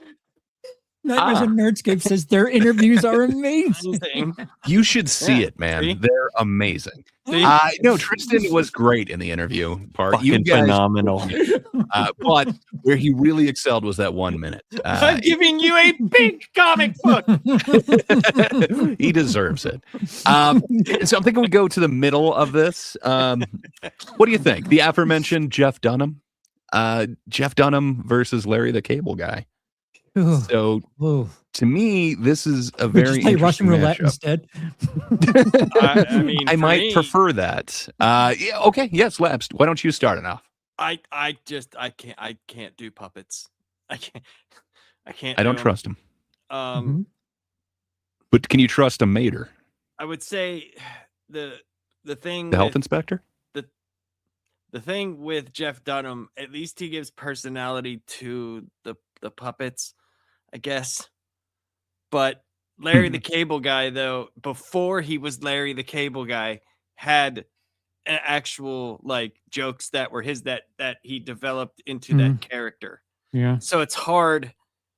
This one I think is the hardest one for me personally. Okay, but does Jeff Dunham have any missiles or jets with his puppets on the side of it? No, but there were bombs with Get Her Done on them. I'm just saying, what makes that more hack? No, I didn't say it does. This is very hard for me because I Indeed. I don't know many people who are doing puppets still. Like I was kind of hoping we would get like a Larry the Cable Guy versus like a Pauly Shore or something like that, where it's kind of Sure. I'm just thinking like catchphrase guy versus catchphrase guy, where these are two gimmicks, but it's completely Jeff different thing. Foxworthy versus Larry the Yeah. Yeah, it's something like that. But There's yeah, your this is sign. interesting. Charles, you got any thoughts on Dunham versus Larry the Cable Guy? I think ventriloquist acts are like really big in casinos. It feels like if you're going to Vegas or some shit, they have like a residency and we're getting comped a room. Why don't we just go watch fucking Puppet Comedian? Jeff Dunham, yeah, he has a his own little Sesame Street of people, but is any of that unique? What's unique about him? Okay.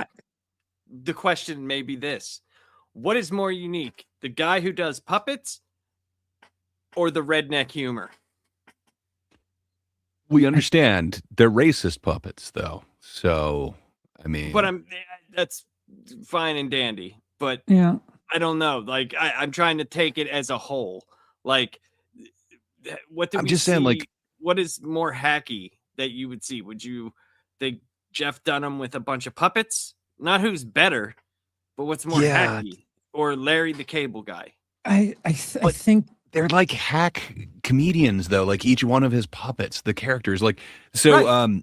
Nightmares what and I'm saying, which Nerdscapes is is more pointing hack. out like ventriloquism is so niche now that it's hard to even consider him hack, even though he hates the material. I get it. And then Justin Gray is pointing out like Otto and George Yeah, but were an that- amazing duo, and I don't feel like he was hack. He was just, you had kind of the straight man and you had the over the top guy. right. This is something different.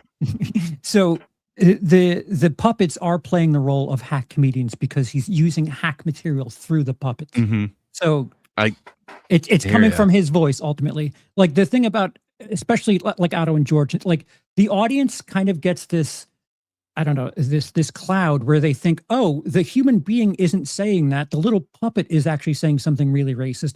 And it's like a trick that you can do that people won't call you racist if you have a little puppet that says the thing, even though you're the one fucking speaking. It's like a backdoor trick to saying really crude shit. So yeah, you definitely have to buy in more. You have to buy in more if you want to laugh and have fun with the puppets. But yeah, so where are you guys coming down on this one? I think Larry the Cable Guy, considering that he used to be like just a regular comedian, he, like, by definition, he got comfortable. He started doing stuff that, you know, playing a character and is hack by all intents and purposes, but not quite to the level that Jeff Dunham is. I'm putting Dunham ahead because I guess Dunham has always been the puppet guy. At least Larry the Cable Guy at some point was a different comedian. At some point. Lap, sir, where are you coming down on this one? It's hard, man. It is. I'd have to go Larry the Cable Guy, and I don't even like either of these people. I just look at I maybe it's because where I live now, and when the West Virginia, Pennsylvania, Ohio belt, that redneck humor is so just yeah. I'll just leave it at that. Okay, I'm going Larry. It can be funny. Yeah, so I think that's the thing. Like, redneck humor can be funny. I don't find it funny with Larry the Cable Guy. I just watched his special. It was just released in December. I heard maybe it was released before that. I watched it in December of last year. I couldn't tell you a single joke. I just remember that I knew where at least like 5 of them were landing. While I'm not a fan of Jeff Dunham or what he does, and I do find the characters that he has are pretty goddamn hack. I gotta be honest, my dad is a huge fan of him, and he's made me listen to quite a few of his specials. I gotta be honest, I have laughed more with Jeff Dunham than I ever have with Larry the Cable Guy. He's only got the one character, and I feel like it is nothing but hack. To me, I'm going Larry the Cable Guy. He just edges him out just barely for me. So just to be clear, hack doesn't mean good or bad, right? I agree with you. There's a couple. Make you laugh. There's a couple that I didn't know where he was going. Sorry, Jeff Dunham, and he did kind of get me to laugh. Where I don't feel like I've ever been surprised by where Larry the Cable Guy is going with any of his jokes. I feel like I always know where it is. Subtracting the level of humor, is it hack? Not whether or not it's good. I get you. Whether or not it made you laugh. I think they are both hack. I think Larry is more hack for me. Okay. We so someone's asking Liquid Basm, how is Luis Gomez not on this list? First off, that's Louis J. Gomez. Well, the people have spoken. Yeah. And we don't have a lot of anti-Gomites in our chat. So they did not choose Louis J. Gomez. I definitely would have been upset to see him on there. I understand why people wouldn't like his thing, but I don't know. Doggy, he's hilarious. I love me some Louis J. Gomez. No, that's it.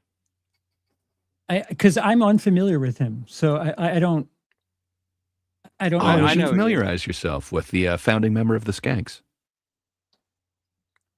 The crowd, yes, the bracket was crowdsourced. Is the best. So for next year, if you're still with us, Liquid Basm, next year, whenever we come up with the giant list, you vote, and then we get the not even next year. No, I'm saying for the original list. I'm saying for the original list. That's what I'm saying. You could still vote on these things from now until next week, and then we'll put out the who won out of all of these. So right, but yes, the original list. Though. But tell us where we're wrong on this. If you think it should be Jeff Dunham over Larry the Cable Guy, let us know where we screwed up here. So like all of February, we did a big thing, and that's how we got the names. So there you go. Sorry. So I think all the rest of these are going to be hard. I think we kind of knocked out the easier ones. I guess the next easiest for me would probably be the second to last one there, Matt Rife versus Hassan Minhaj. Okay, so do that next, and then after that, do Carrot Top, Dane Cook. This way we can stay in a little sub bracket at the moment.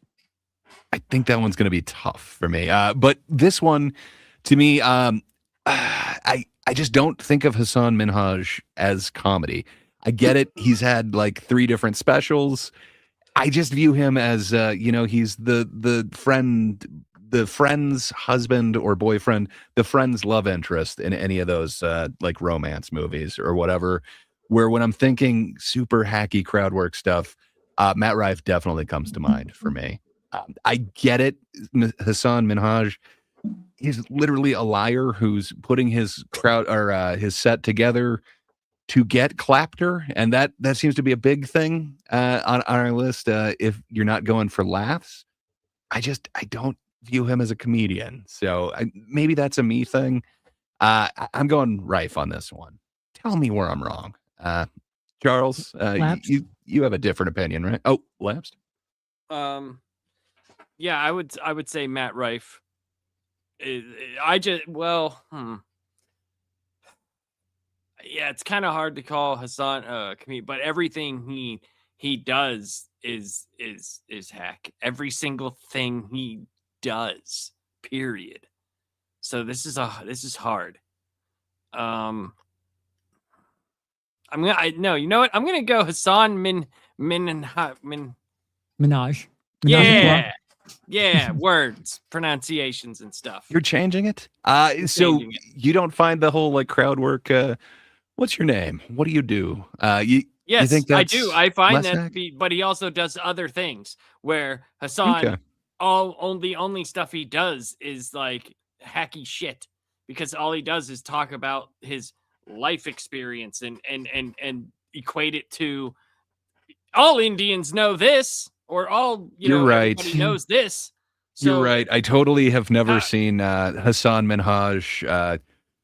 You're right. Hassan Minhaj must be so much hackier, because you've definitely seen him wear like a Santa outfit and bring his grandfather's sex toy or whatever on stage with him for his unwrapped Christmas special. You're right. Spoilers. I don't know, man. I just don't think you get more hacky than Rife, but maybe I'm wrong. Charles? Go on, Lapsed. What say you? I think you're kind of in the middle on that. You're the deciding factor. I think we're kind of on opposite ends on this. I'm going Matt Rife for the exact opposite reason. Like I agree with everything that Lapsed is saying, but because of that, I think he's not hack. He's doing something distinctly him. Like he's telling a story. He's doing this 20-minute bit where there's no fucking punchline. The punchline is my wife's pregnant. She's pregnant. That's not a congratulations. You just told a fucking heartwarming story. That's not stand up to me. I mean, I don't know if I would call that hacky. It's definitely something that only he could do. I mean, if anyone else tried to tell a story where the punchline is their wife is pregnant, I mean, go ahead and try. I mean, that's one joke out of all the 9,000 references he made to his crowd that every single person was like, "Oh, I get." He does lean on stereotypes, but I think Matt Rife is just crowd work. It's just crowd work, and he'll be punny about something. Like, I mean, it's crowd work from the one that we watched. Yes, the crowd work special, but at least he has stand-up jokes. I think it's not even close personally, because I literally watched Rife's bit, and I was in the neighborhood of a punchline twice, and I recorded myself, and it wasn't exactly, the exact thing he said, but it was close enough where, like, if you know where it's going, hack stuff is like, where the destination is before you're finished with the journey. Yeah.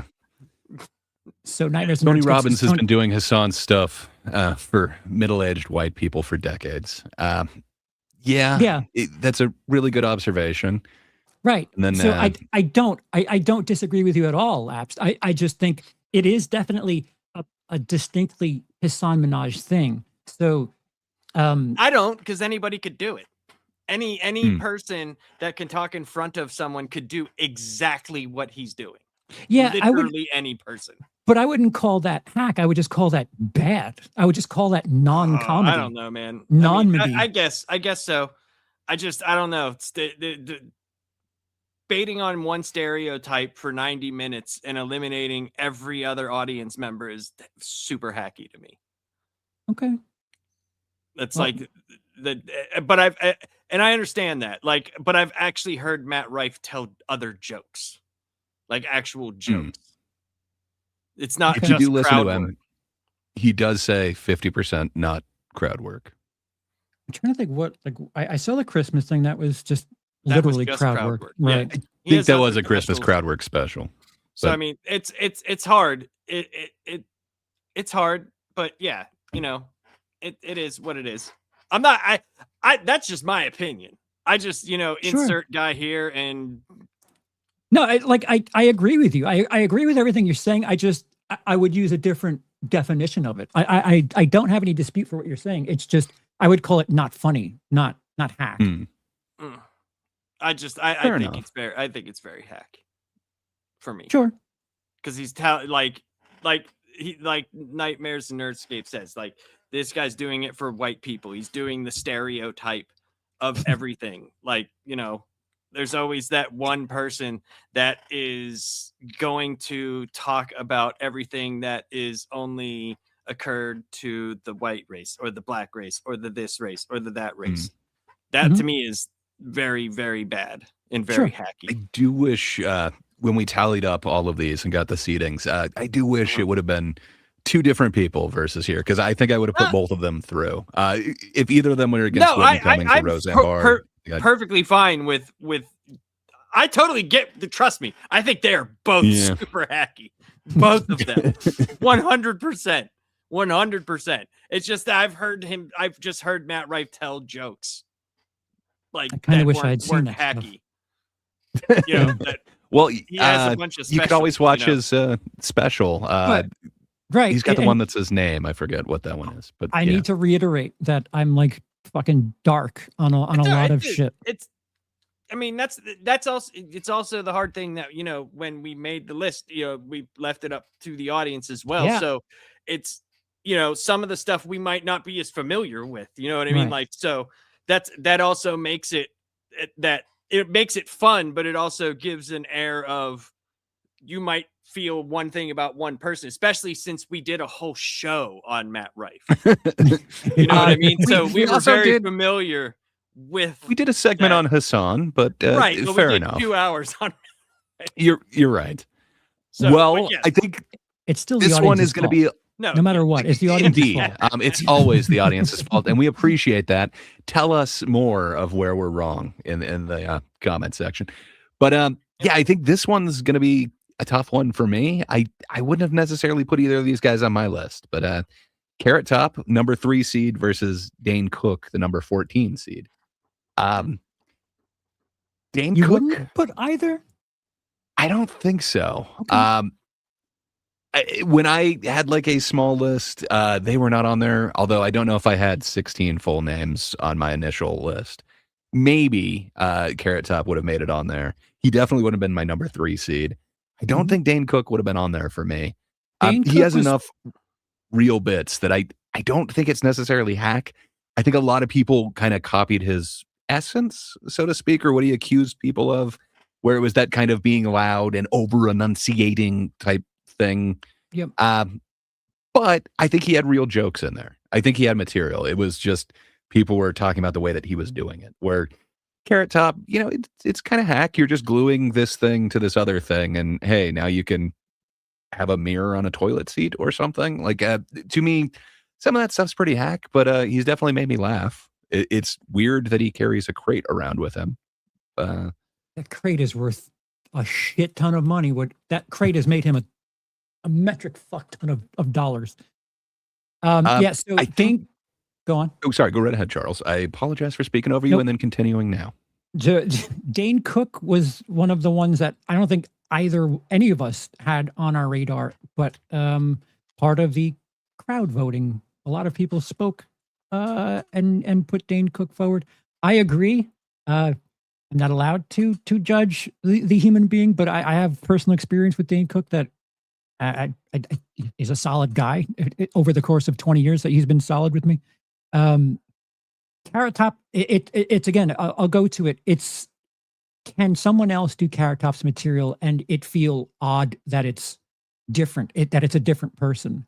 I think you can't say that with Dane Cook. Dane Cook had material there. He had some things that, sure, he had some elements of stereotypes and such, but there's material that is distinctly him. He did create something, even if it was a cadence.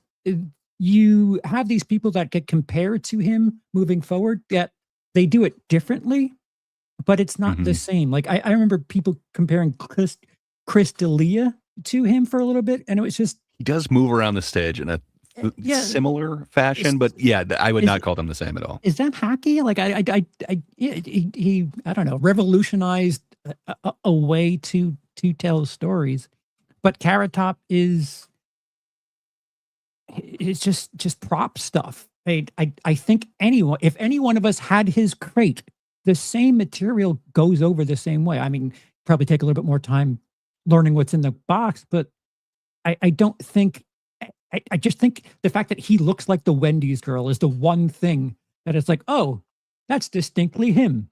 Other than that, it's just prop comedy, and prop comedy, in my opinion, is very hack. Like this one's kind of a slam dunk to me. He doesn't look like the Wendy's girl. How dare you besmirch Wendy's poor name?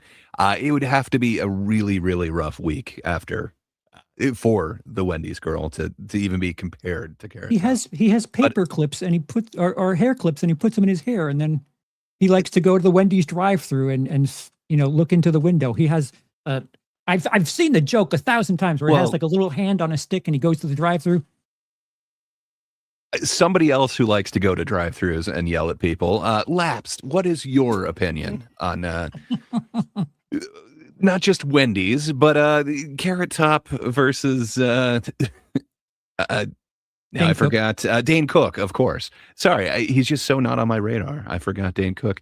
Lapsed, your thoughts, sir? I don't know. Dane Cook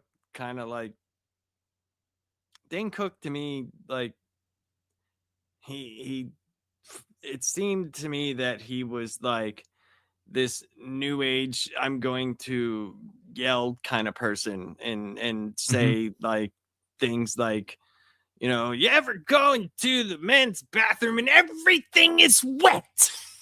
It is, though. Like everything. It's but like he's like, I don't know, man. Like, I don't know. It's hard because Carrot Top's a prop comic. I don't know if I could go up there and do his prop comedy. Like, I don't know if I would be as into it as he is, or maybe the jokes are the props that he himself makes. Maybe, I don't know. Like, I don't know. This is another very hard one in my opinion. Because the humor is not just, oh, here's, a road sign with whatever. It's what he made of it. Like, how did he incorporate his humor into what he has? I don't know. Like, I'm just trying to be fair. I'm trying to be fair with it. Sure. Where, Dane Cook, I think there's oh, sorry, please go right ahead. I apologize for speaking over you. Dane Cook to me just, I don't know, comes across like, I don't know. You might have to come back to me. I'm gonna have to think about this for a second. Okay. Because this is, I don't know. This isn't as slam dunk as I thought it would be. It's not for me either. I'm trying to think the last few times that I saw each of them. I know Carrot Top has been on Kill Tony a couple times in the last year.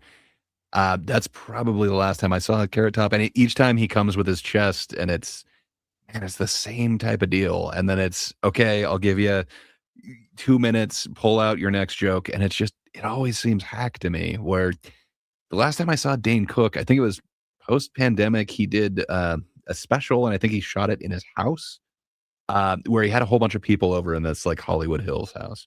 You're thinking of Bo Burnham. No.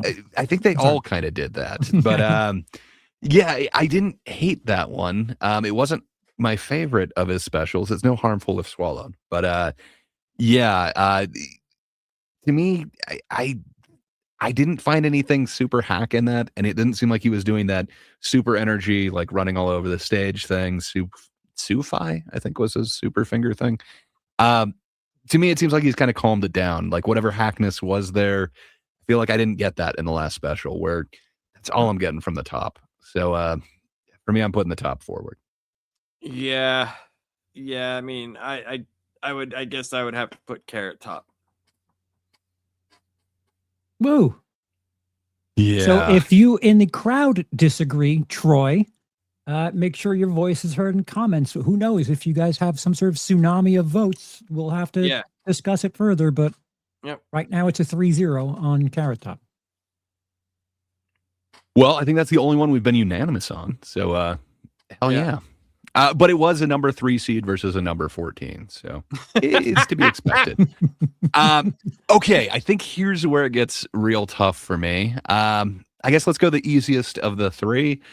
Number 4 versus number 13. So we've got Joe Rogan as the number 4 seed. Out of those 3 battles, to me it is. I just want to say I love how unanimous we constantly are. Just constantly on the same page. It's brilliant. I think that's the thing about this. It's a tricycle. And, at least 2 of us are usually agreeing in a 50-50 shot. Some I think rusty that's the wheels. way to go. Sure. Indeed. So yeah, to me, this one's the easiest. So I'm going this one, the number 4 versus the number 13. Joe Rogan versus Andrew Schultz. I have laughed at a lot of what Schultz has done. His last special was interesting. While I didn't think it was amazing, I didn't find a bunch of hack material in it. Where I'm thinking of Joe Rogan's last one, Burn the Boats. And I know it was a live special, but just the amount of buildup that he had on it, where he was talking about he has done this set like hundreds of times. He knows it down to every single breath he is taking. He has this so down. And then what I ended up seeing on there, I don't know, man. I feel like there's a lot of hack material. There is a reason why he's kind of known as the silver hack. I dug a lot of what Schultz was doing during the pandemic. He had this other Netflix special where it was kind of like The Daily Show, where it was giving news. I don't know. I've seen him pivot where Joe Rogan, I kind of feel like I'm just getting the same thing from him. To me, it's hands down. I think Rogan's more of a hack. Lapsed. Prove to me that I'm wrong. I mean, the only thing that for me that Rogan has is that that's him. He's speaking his stuff that is very Joe Rogan-y. You know the stuff you've heard from the podcast, you've heard, but Andrew Schultz to me is like any other New York comedian. I don't understand why people like him. Like, I just don't. As a New York comedian, I think I'm partially offended, but keep going. I mean, you could be offended. That's fine.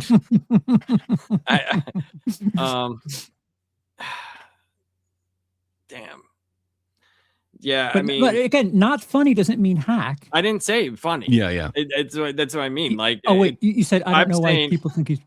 I said I don't know why people find him funny, but that's what I'm not saying whether it's funny or not. I'm saying I don't understand why people find him funny because he sounds like so many other people. That's kind of what I'm saying. Okay. Where Joe Rogan is Joe Rogan. As much as I don't like his comedy, it's still Joe Rogan. Like, it's his own thing. I don't think anybody else can go in there and talk about the things that he talks about and have the same effect because of how much he has done those things. You watch old Joe Rogan stand-up comedy, all he used to talk about was fucking mall chicks and like dead serious. There was a lot watch of his old stuff. Yeah, there was work happening. Yeah, he talked about banging like sluts. That was like his old comedy stuff. Where at least he's morphed. I don't know if Schultz is, for me, has been on my radar as long, but fair enough. So you're going Schultz on this one? I don't know. I'd have to. I mean, Rogan doesn't really change his stuff. That's the only thing. I don't know enough Schultz because I stopped watching him because I was like, oh, I've heard all this stuff before. Nothing is original here, in my opinion. So I don't know. He's talking about fatherhood and stuff. It's a little different, but nobody talks about fatherhood. That's no, it's a very untapped market.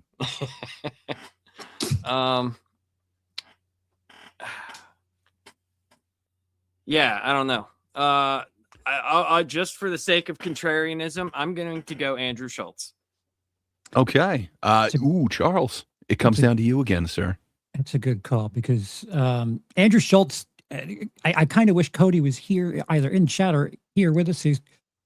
When I was with Cody down in Georgia, he played me a clip of a comedian, and it was weird. It was not like I said, "Hey, play me someone that's good to you." It was just this weird thing that we were driving somewhere, and he put this on. And you guys have seen me with new comedians where I just am stone faced, but if there's this comedian, I'm like, oh, that was actually, I might have even laughed a couple of times. I'm like, oh, that's actually quite good. Who is this? And he told me it's Andrew Schultz.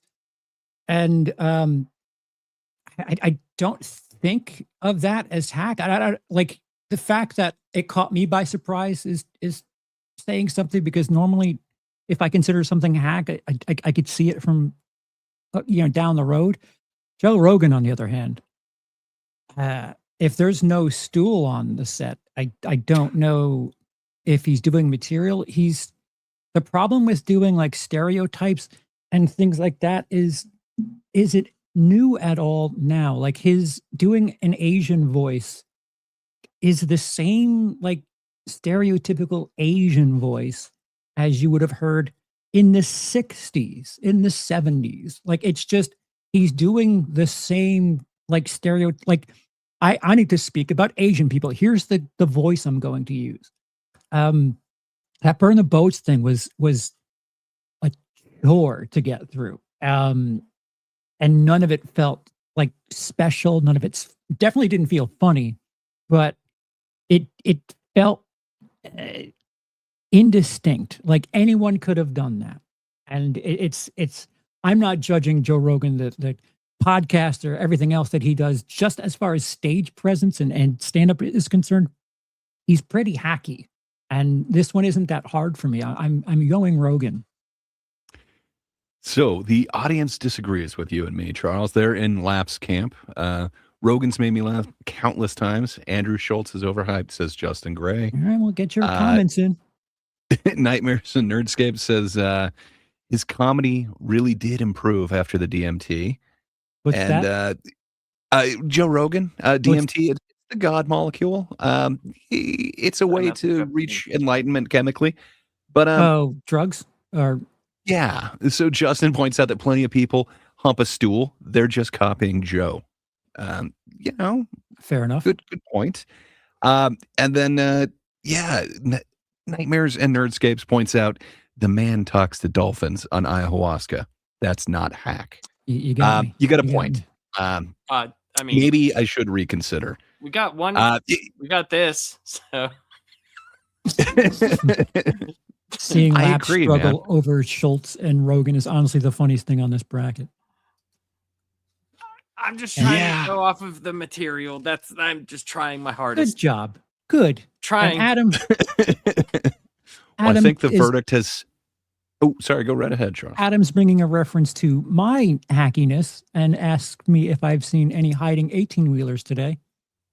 And no, I haven't. Not yet. But I appreciate you remembering my material. That is a really hacky bit. But no, I have not. Thank you.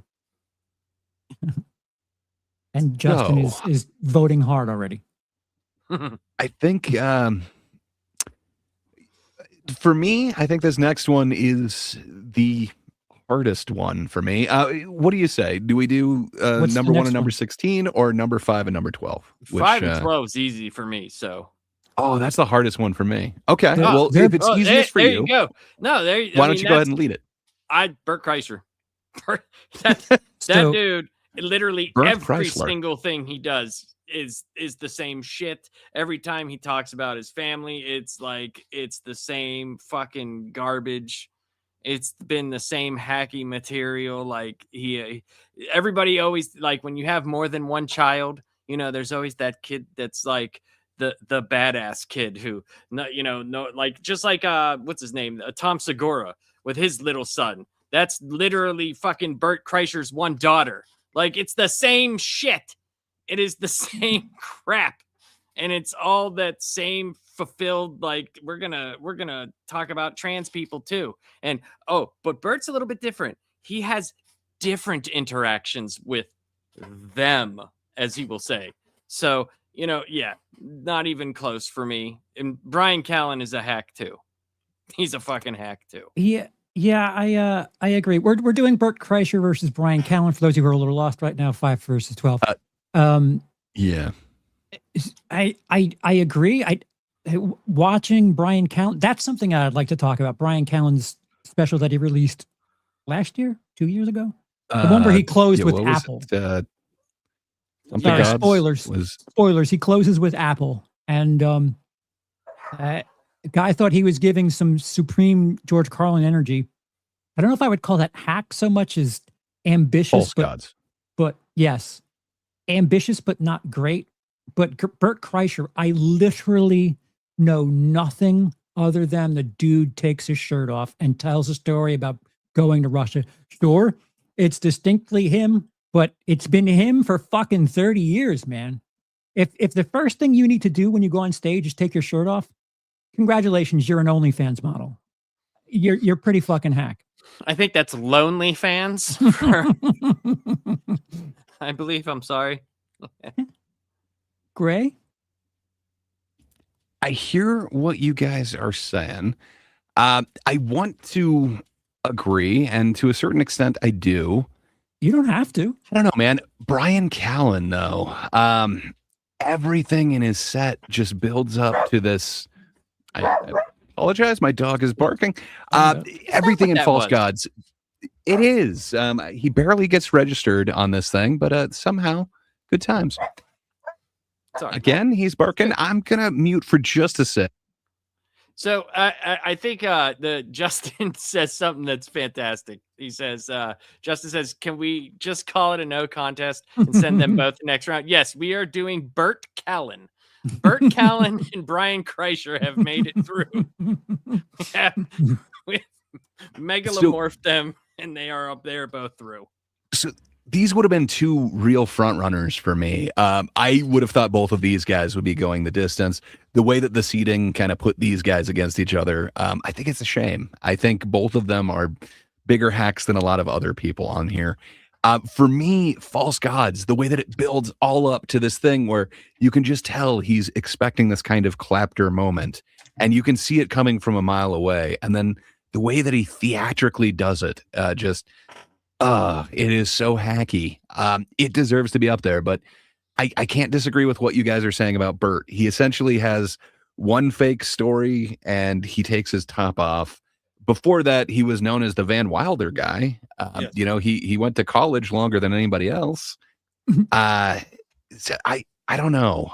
He's kind of gone through these very hacky personas, and then, man, to have it culminate in Free Bert, this Netflix, I don't know what you'd call it. It's not exactly a sitcom, but No. he wanted it to be like a waste Slow of time. Horses.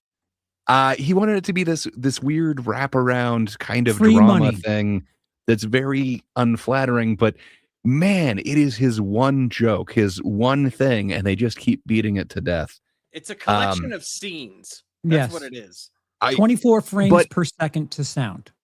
Yes. But it's got the theme. It is his one joke, his one move that Charles mentions. The second he gets out on stage, pop the top off. It sucks because, they had Dennis on It's Always Sunny doing this about the same time as Bert, but he moved on. Now it's not all about popping the top off. He's gone on to make that character fully fleshed out. I don't feel like Bert is. Bert is quite fleshy, but I don't know, man. To me, I think Bert is hack by far. He definitely wins for me. Any other bracket, I think Callen wins. I think this one, we got robbed because they were put together. It's weird. It's weird because if you something that I think a lot of these Rogan guys have and the Austin guys have is this like illusion of safety, this illusion of comfort down there where they know their crowd. If Brian Callen killed in San Francisco at that set, it'd be one thing. But to do your special at the mothership, to do all of this stuff at like home base, You're You not don't understand really, who was in the audience. Lex Friedman was in the audience. I Ooh. think Elon might have been in the audience. There was a bunch of people that- there, Charles. but It that's was like the who's who that is a warm of Austin. blanket. To be good, you need to challenge. You need to you need to make people laugh that aren't going to be there for everything. Yeah. And Yeah. go on. No, and I'll just be honest. Like, I don't even want to talk about Brian Callen. Period. Like, just the person. I know that's about being hack and everything. Yeah. I just don't want him on this show going forward. Period. Fair enough. I just think in any other bracket, Horrible human being. man, Callen Horrible human being. Callen is very much so. Very strong accusations against him. Yet he seems to be less. Well, I don't know. we had another one that didn't make the cut. So there's that. You viewers, man. True. But yeah, Justin is saying, sorry, let me bring it up. Y'all giving Callen and Dane Cook a pass? It's Yeah. Sophie's choice 8 times. What do you want us to do here? Not all of them were Sophie's choice for me. Some Hey, of them just made think. sense. This Just one was vote. for me. Vote from now until Yeah. next week. And if it goes against the 3 here, you could get it swayed and your picks could get through. Yeah, there's still time. So after this To me, video, it makes post, sense just that- put it in the comments on the video. It makes sense that Bert's going through. But yeah, I really think Callen should be up there versus some of them. But Yeah. Maybe if all we right, took, the final one. Roseanne off of there and had, someone else. I would have But agreed yeah, with that. but I definitely get it. There's a couple other females I would have liked to see on this list. It does seem See, like this was I- a little male heavy list. I want to be fair to the process. There were 32 names, so it's not like True. these are the only names. There were more names recently, at the end of February. So it's not like these are the only things. These people moved on from other names. So True. it's not. True. I think this is. I think we closed with the least shocking one. Yeah, here, but- we probably should have gone the other route. Laps was saying it made sense to him. But this one, have you? Oh, so What we've did I got the say number made 1 sense seed. to me here? What did I do? What are you blaming me for? You said that Bert Kreischer versus Brian Callen was an easy one for you. Well, they're both. They me- both are. They It both was are. very easy for me. It was a struggle for me. What can I say? Huh. Where this one is not nearly as much of a struggle. So we have the number 1 seed, the number 1 name that we got, which is Amy Schumer. A lot of people aren't talking about her in comedy anymore, but our fans know really? that there's a certain name that comes to mind when you say hack. And then the number 16 seed, I believe it's the Gringo Mommy, from what we saw, the Look at Me, Natalie Cuomo. Yeah. She's internet famous. She She's got released a Google clip bulbs. where, she used some pretty hacky stuff in that clip, that crowd work kind of roasting. There were 2 guys sitting there. So she was asking, implying that they were together on a date. That's pretty hacky. She seems like she's a starting comedian to me, where Amy Schumer, she's pretty established, and I don't necessarily like what she's established. No. I don't know. Laps, do you got any thoughts on the Natalie Cuomo versus Amy Schumer? Amy Schumer for sure. Amy Schumer. You mean no Cinderella story from Natalie Cuomo running the table? No, because I actually agree with what Justin says here. It makes sense. It's like I think Natalie has potential to get better. She's starting out. Amy has always sucked. So she's also been in there for a long time, and she's not only stealing material but also doing very hacky material as well. So at least if there is one thing with Natalie, it's like she's going to probably grow out of that being on the road. She's not going to, not saying it won't happen, but I don't see her blowing up like Amy Schumer did to where they're getting movies, getting all this, you know what I'm saying? Like that. So she's probably going to get more polished on the road and be able to find her voice. Right. Where Amy Schumer had a voice, it just sucked and it was very hacky. So I would vote Amy Schumer for this one. Me personally. I liked her roast material, which is not, what a comedian generally does. It's not like she has a license plate of. Probably not. She was going out with Jeselnik at the time, and rumor has it that he helped her with a lot of her roast material. Who are we talking about? Amy Schumer. Okay. I have enjoyed her on the roasts, but when it comes to like her own material, I believe it was just called the Amy Schumer Show. I liked a lot of the comedians that were on there. Like Kurt Metzger was on there. He was one of the writers, but man, there's so many stolen jokes where you put it side by side with like these internet jokes, these internet skits that were out just before that. And it seems like she's literally lifting them. And then she's got certain bits that are actually lifted from, now I'm blanking on who she took it from. But it just sucks. That's kind of more joke thievery, but what I've heard her do that appears to be her original jokes, they do seem pretty hacky. To me, I think she stole from other female comedians too, and then tried to put her own twist on it. And it not only did it set them back, right? Because some people didn't know that they had done that material. So it set those women back who already have a fucking, like we already talked about, have a hard enough time as it is. And she put her own spin on it that was just bullshit anyway. It was terrible. It was, but yeah, I everything about her is just bad. It's just bad. Yeah. And Justin Gray is pointing out the Urban Dictionary bits, the closer on her HBO special. It's so close to a Patrice bit, which again is kind of like street comedy. Like people had the different names for different, like sexual positions or whatever, different sex acts. But man, just the way she did it, even though it didn't seem original, it seemed even extra hack to me. For me, it's definitely a hard Schumer. Charles, I don't think you've weighed in nearly as much. Yeah. Are you upsetting the votes? Are you going Cuomo on this one? No, I think the voting process, the listing process, is a little unfair to Natalie Cuomo. I think Lap said it.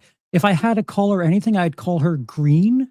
There's things that I would say, like, she doesn't deserve a special just yet. That wasn't a special type material.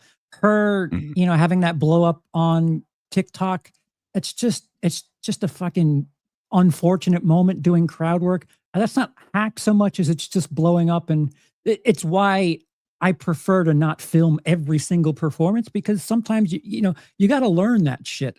I think thinking of her as conventionally attractive and female means hack. And I don't know, that's not entirely fair to her. She's just, I think she just needs more time. I wouldn't call what she's doing now hack anyway. I don't like crowd work, but I don't think it's hack. I don't think she has a voice yet. I don't think she has a hack voice. I don't know if she's got a voice one way or another, but it seems like the internet, when there's females that look like someone you want to date and they're funny, they get considered hack. And that's not exactly true. And it blows up. Right. And then it's like, oh yeah, these chicks that could be in Hollywood are hacked. That's not entirely accurate. Right. And that's why I kind of said, like, it blew up, but that might not even be her voice. You know what I mean? That might not even 5 years down the line, that might not even be what she would have done anyway. Sure. And so yeah. Normally when you're doing crowd work and stuff like that, you're trying to find something.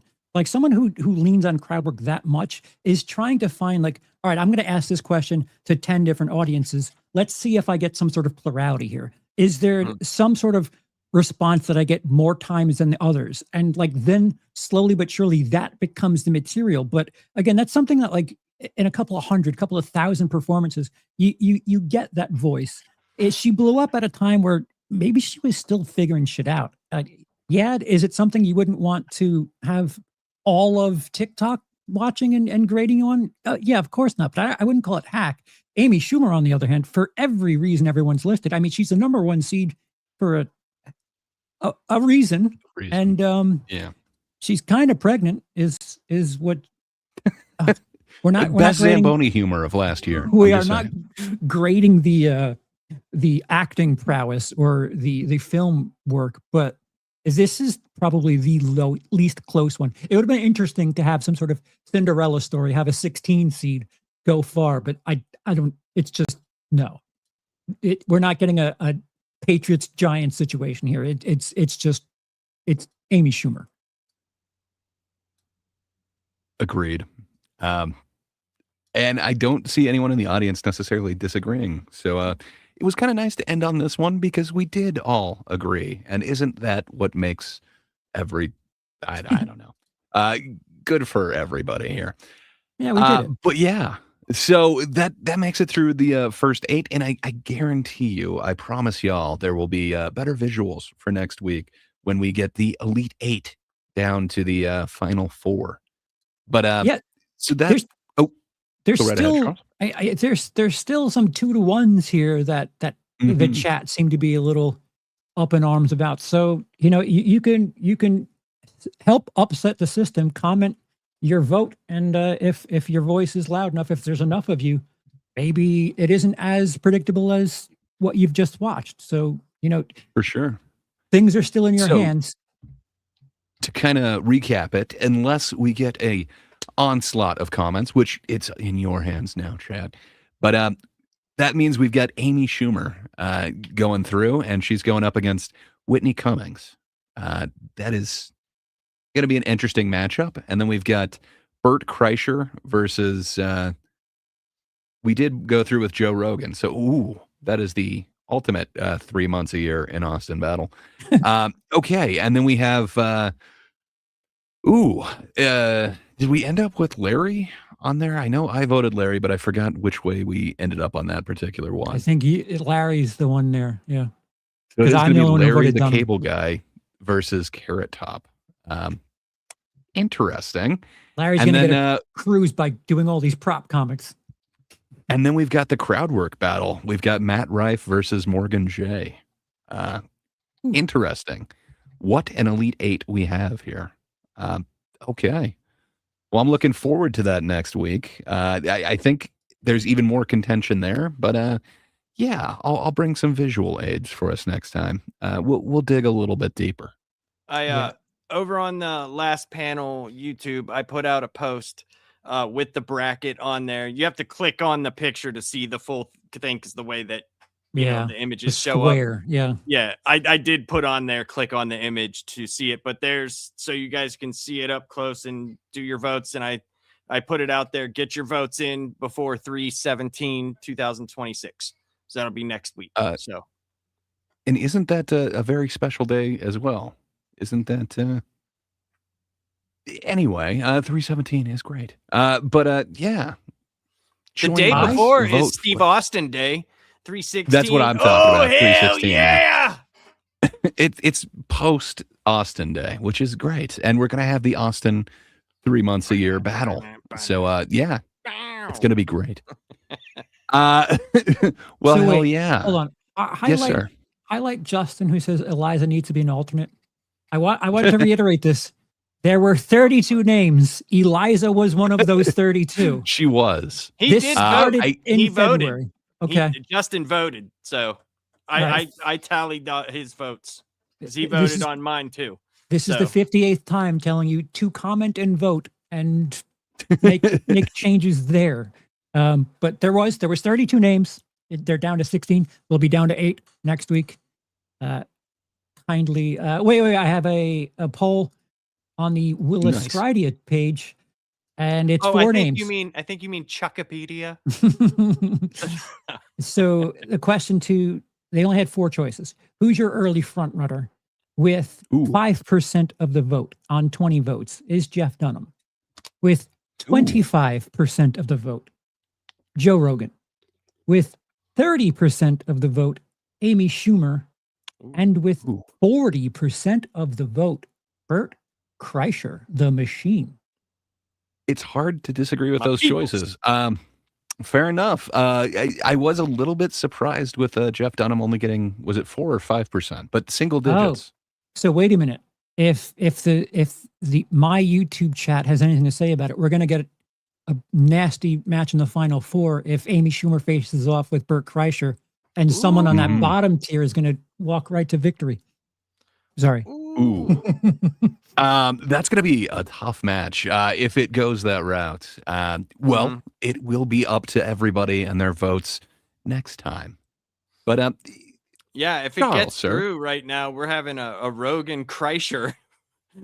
Mhm. It's gonna get sticky. It's gonna get sticky. This is gonna be fun. Oh, it's going to be a fun march. We will crown the winner of this. But Charles, what do you have going on, sir? What should the people know about? What do you have going on this next week?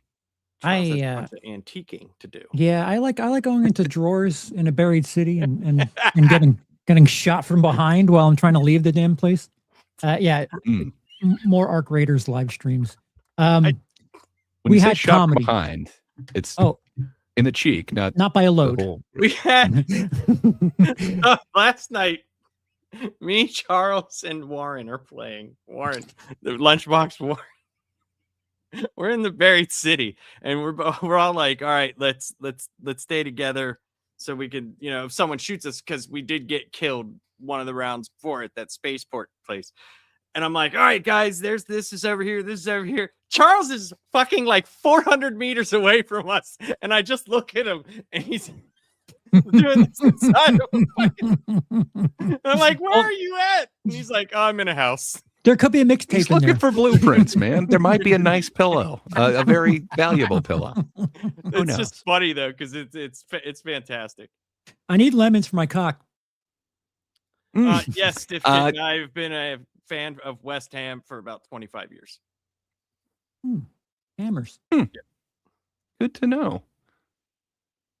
Laps, sir. What do you have No, going Charles, on? what What else should the I'm people be? sorry, I interrupted him with No, that story. So no, it makes sense because if I do a live stream soon, it'll be that. And if you want to see this band perform as a band, we did get together by a piano and we played a great song. I bought a guitar. Laps was tickling the keys. I bought a guitar and I'm saving some of the creds for some other things. So we Nice. We got to get a bigger band. We got to get a bigger band. You got to see the video. There's a video of all 4 people playing, and there's like 11 raiders that are doing their dance, and it's all synchronized. It's That's fucking hilarious. awesome. It's like in the basement of some place somewhere. It's really funny. I'll send it All to right, you. we need to recruit some more worth- dancers. It's worth for content's sake, even if we get sniped right after it, just for the You might spectacle. not. They might just wonder what the hell's going on. Yeah. So, It's easy pickings if you're like a rat. It's just if you have the right weapon, just throwing a grenade right into that. that's when we don't bring weapons with us. Yeah. We only bring the weapons of music. Yes. In your prison wallet. Next week on Laugh, sir. Tiny Desk Concerts. Yep. You got a few things, a few irons in the fire, so to speak, right, Laps? What you yeah. got going on next? Tomorrow we got I think you'll be there, I believe. We I think got so. Spider-Man Wolverine #2 with Gray Poupe and Lunchbox Warren. That'll be on Off the Shelf Comics. You can see it on Laps Comic Fan if you're subscribed. Also, then Friday we got our Jackie Chan movies that we'll be doing over at Last Panel. And then a week from this Friday, we'll be doing Eddie Murphy movies, which I'm very much looking for. The next 2 weeks are going to be a lot of fun on Last Panel, I think. Just because Eddie Murphy's going to be a lot of fun, period, just because there's just so much to talk about, especially with the documentary being out and him being back in the zeitgeist again. And hopefully he does come out and start doing some more things, because that would be great. Norbit too. Well, no, just the way he talked in the documentary, it was like there was some edge to him, like there was some edge to it. And it's like, ooh, if that Eddie Murphy came back, that could revitalize his whole career, because he did the family thing. He did all that stuff. Coming back to what he did before might, Dude, the fact that he's just like an old guy who watches YouTube videos, it was just like, man, he's got a fucking mansion, but he's just a normal dude. Dude. Well, do normal dudes carry around puppets? I'm just saying. Listen, normal dudes don't have Netflix money, but fine. Well, normal dude by the hugeness of the room he was in, but the smallness of the couch to coffee table ratio with that little ass laptop. Just like, yeah, there was so much space everywhere else. But we'll do that, and then Eddie Murphy will be a week after. And I got a couple other things that I can't remember. Oh, I have a channel that I do every blue moon. I have to find something that really irks me because I don't really like making this type of content where it's just me shredding something, because it's like, if I do, like, why am I doing that? Why am I watching this? Rage bait. Like, It works. I'm not. Yeah, I'm just not a fan. I'm not a fan of doing it. I agree with you. But I do have a channel where I do that, and I've only made 2 videos so far, and you could tell because one of them, the last one was like a year ago, so you could tell I don't like doing it that much. But I am going to do one for the Iron Heart show, because I did finally watch it. Because I wanted to see what they were going to do with Mephisto, right? Because Mephisto is one of those characters in comics where it's like, he's not used all the time, but when he is, significant change comes, usually to a singular character. So I wanted to see what they would do with him, and then it was Sacha Baron Cohen, and you're just like, okay, all right, so okay, cool. But that show, man, wow, was that show really bad? That show was so bad. It was shelved, hoping that it would ripen eventually. But you're saying no, it didn't get ripe? It was very, very bad. It was very, very bad. And I'm one of those people. It's like, for movies, I don't care. Like, do what works. You know what I mean? As long as it's decent and good, I don't give a shit who's playing who. Like, it's a fucking movie. It's like, you know what I mean? Like, if you get mad about that stuff, then it's like, dude, wouldn't you just want it to be good? That's what I get mad at, is when it's not good. Like, I just wasted money to go see this. So, yeah. Troy. No, man, it's just, he says, Ironheart trying to get ahead of the algorithm, are we? No. Yes, the joke is good. I like your joke, but I just don't like doing that. I was going to do it when it happened, because I did Rings of Power season 2, like, while it was going on. And it was like, I just didn't want to, I was like, I don't like this show, so why am I doing this? I'm one of those people. Like, I don't need to but people kept saying, like, dude, you should make this. You say funny stuff. And I'm like, not really. I really don't. Like, just say things that come naturally. I don't like the shows, so fuck it. Like, but I am making one for Ironheart. And when it's done, I will let you know. If you want to, it's called Fighting Fandom. And you can go there and watch a couple videos. That's what I got going on. Well, as for me, I will be watching those Fighting Fandom videos. It's always fun to check back in with those, and I will be eagerly awaiting the Ironheart one. Other than that, Friday. Looking forward to the Jackie Chan conversation. Indeed. It'll be fun. I think that's going to be a great one, but really looking forward to that Eddie Murphy one. I think I'm already starting to watch some Eddie Murphy ones in preparation for that. But Lapser. Yes, sir. I think it's time to hit that button. Alrighty. He used to love comics, now he just complains. Gray poop haze in